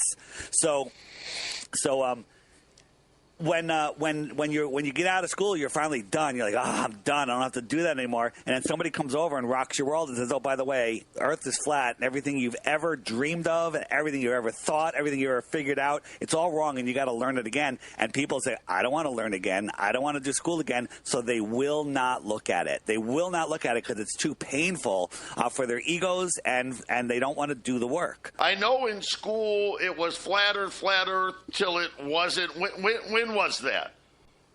So there's a lot of controversy about that, but I interviewed a woman named Ruth in 2020 who was 102 years old, and she said she was taught flat Earth. That's what they were teaching in public schools here in the USA in the 1920s and early 30s. And we found somebody out later that said in the 50s they were still teaching both because they didn't know. I have a listener, Dave. I have a listener that talked to me about 6 months ago. He was in elementary school in the 70s, and they still had they had a globe Earth model and a flat Earth model in the classroom. Right. And, and then all of a sudden flat Earth disappeared. The Gleason's map, which is the most accurate map of the world, it's one that, pilots use for autopilot and everything. They removed that from libraries, from encyclopedias, from everywhere. And, and most people have never seen it. A lot of people, when they see that, they're going, oh, that's how that works. So I think that nowhere in the Bible does it talk about God creating water. Water was here, and I think God was always here. So water is all around us. It's above us and below us in the flat Earth model, if you understand that. If you and I were standing at the edge of the water watching the sunset, right? The sun is walking on the water. It's walking on the water to your feet and to my feet. Now, you can't see the line that goes to my feet. I can't see the line that goes onto your feet. So the sun in the sky is the physical consciousness that God gives us, and the water is the physical manifestation of it. So when you look into the water, you see reflection of yourself, right? And you see yourself in the water. Water falls from the sky, so it kind of dies. It saves us, grows food, does everything, hydrates us, and then it resurrects itself and goes back to the heavens above, right? You can't be alive without water. It's in us. It's around us. Water holds memory. Water, one drop of water holds terabytes of information. Everything relies on water. Like when people throw a coin into a fountain and make a wish, they're praying to the water. What is that about water? Why are you doing that? Right? So you're literally praying. And if you know about Dr. Emoto, he can yell at water or he can sing to water, and he freezes it, and it reflects the pattern of that feeling. So when you pray for your food over your food, you're praying and you're changing the structure of the water in that food. Churches weren't churches in the old world. They were healing centers. They had giant bells so big you can't imagine. They'd ring the bells. Not only would that tune the frequency of all of the people every hour on the hour, it would heal people. And then the organs in these churches. You ever go to an old church and they occasionally play the old organ? It'll blow your mind. And these are how things were healed. I actually have a machine. I call it my Tesla coil that was made in Mexico. They're not cheap, and they do amazing things. Now, I don't make any claims because you're not allowed to in this stupid world, but I tell people that have cancer, the people that have Parkinson's, people that are experiencing wicked menopause or whatever, someone with a broken foot, to come over and use the machine, and it makes them feel good. But one of the side effects is all of those things go away. It's absolutely mind-blowing what they're hiding from us. Yeah, it literally changes the frequency around your body. All of your red blood cells that are clumped together, they separate, so you get microcirculation. It changes the pH of your body. It puts this negative field around your body, so all the cells in your body go into homeostasis and they can heal. Now, people go, "Oh, that's not true." Have a nice life. Goodbye. I don't sell this to anybody. I've been having some friends come over. A friend had aggressive colon cancer, and he used it 3 times. He went to the doctor, and they said, "Hey, it's not spreading," and it got a little bit smaller. Then he used it 4 or 5 times a week for about a month, and he went back, and he had a colonoscopy, and they're like, "We can't find the tumor." And then he did more tests, and like, "We can't find any cancer either." I think that's just a coincidence. It has nothing to do with my machine. I'm making any claims, all right? But I've only seen miracles happen to people that use this machine. And sending your kids to public school is literally child abuse. And I've told people for a decade now, one of my favorite podcasts is Crow 777 Radio, and they cover all of these life-experiencing topics, from the way to birth a child to managing your money to just everything. And I say, just have the kid listen to 4 old episodes a week and 1 new one, because there's 1 new every week. So 2 hours a day, and it'll be a better education than ever. And to my surprise, a bunch of families did it. And they said their kids got off the couch. They stopped playing video games. They got interested in life. They're starting their own businesses. They're not in debt, and they're thriving in the community. They got girlfriends. They're literally, they snapped out of their teenage drunken, stupid stupor, and they've woken up, and they're not in debt, and they're not indoctrinated anymore. Will AI prove you right? And if it does prove you right, will they just simply reprogram it? Well, so that's a great question, and I have the answer. If you go to my YouTube channel, DITRH, stands for Deep Inside the Rabbit Hole, I have a series of maybe 10 or 15 videos already where I countered AI, and it admitted the Earth is flat, that it makes sense. Occam Razor says it's flat, science says it's flat, and that the heliocentric hypothesis is impossible. But I think that's all by design. So you remember when we were kids, we didn't have calculators. Now kids have calculators. You ask a kid how many dimes are in $100, they can't answer you because they're using calculators and they're not using their brains. Most people, we can drive across the country using road maps and memory, but now that you can't drive across your town without GPS because your brain has become weak. Then they had spell check. Now people can't spell because spell check does it for them. Then you have AI. It's doing everything. They're going to get to the point where people's brains have melted. They can't do anything. And then at that point, they're going to change it just to official government propaganda. And that's all people will be able to spew is what comes out of their computer. Oh, it ended. Jim, I'm confused. I'm confused about something, Jim. Are you? A side effect is that cancer is cured by this machine? Why is that a side effect? Because he's not making any claims. He was being Not making any facetious, claims, Leo. Chris. He was being facetious. Must just be a side effect. Right. He said that I have a machine. I call it my Tesla coil. Isn't a Tesla coil like a very specific thing?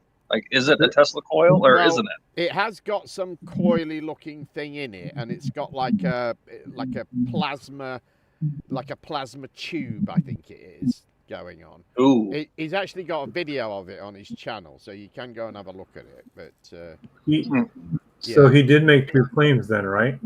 That I make no claims and that I have this Tesla coil. Right, but he's not making any medical claims. That's the point, because you can get into trouble for that, right? If you say something can cure something and it can't, that can Dude, just because this guy can cure cancer, that doesn't mean the Earth is flat. Just anybody, irrespective of what you believe about the shape of the Earth or what you think the government's doing or anything like that, yeah. If you don't listen to 10 minutes of that and think that this bloke is a shameless huckster, there's something fucking wrong with you. I know. It's just so obvious, isn't it? Just because the whole water thing he's doing, that's so he can flog more of that masterpiece crap that we had on the last show. You know, it's like basically seawater. It's a little bottle of seawater for $40, and they call I usually yell at my. They call it structured water. You know, that's the blabber. I usually yell at the water before I drink it.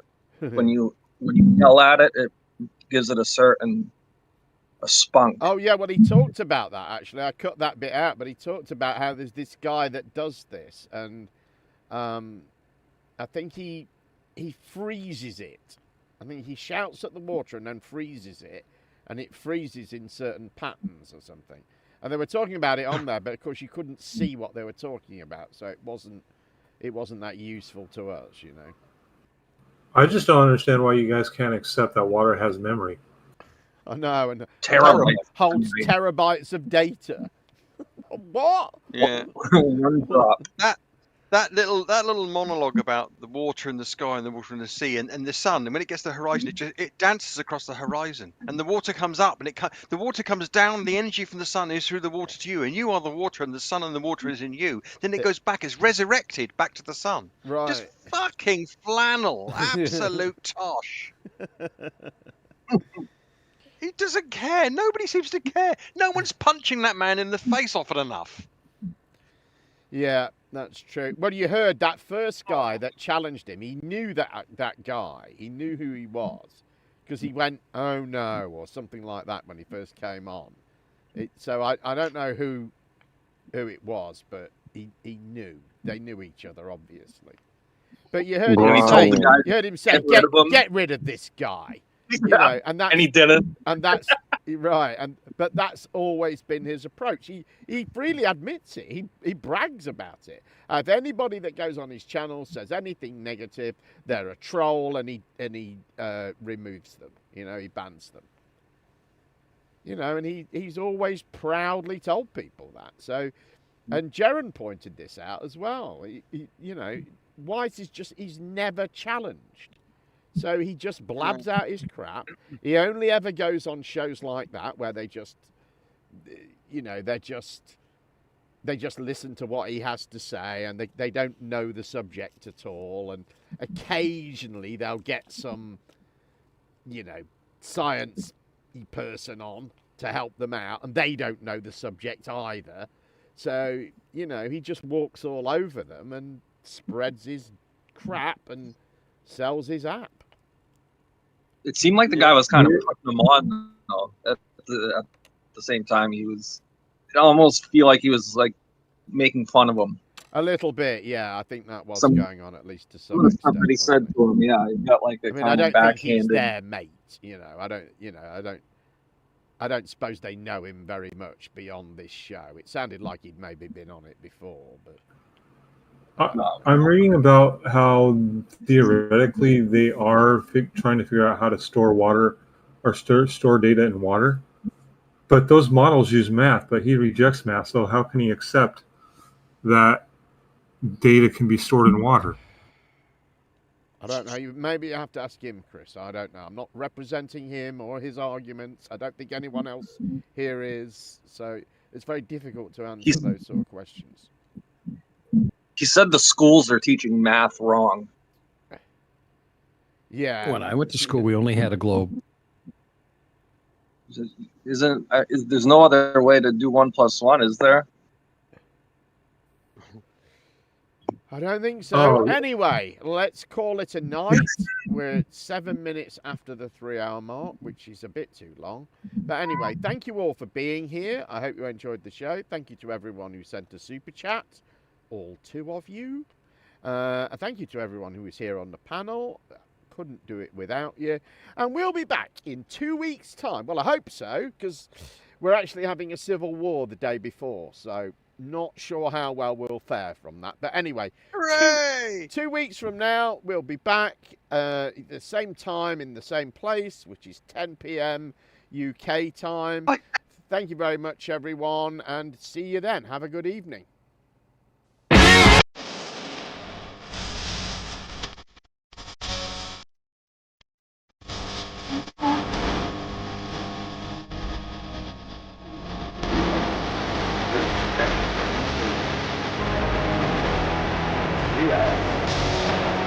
Stop talking about it and do something! Suck my big earth with that bullshit. Really?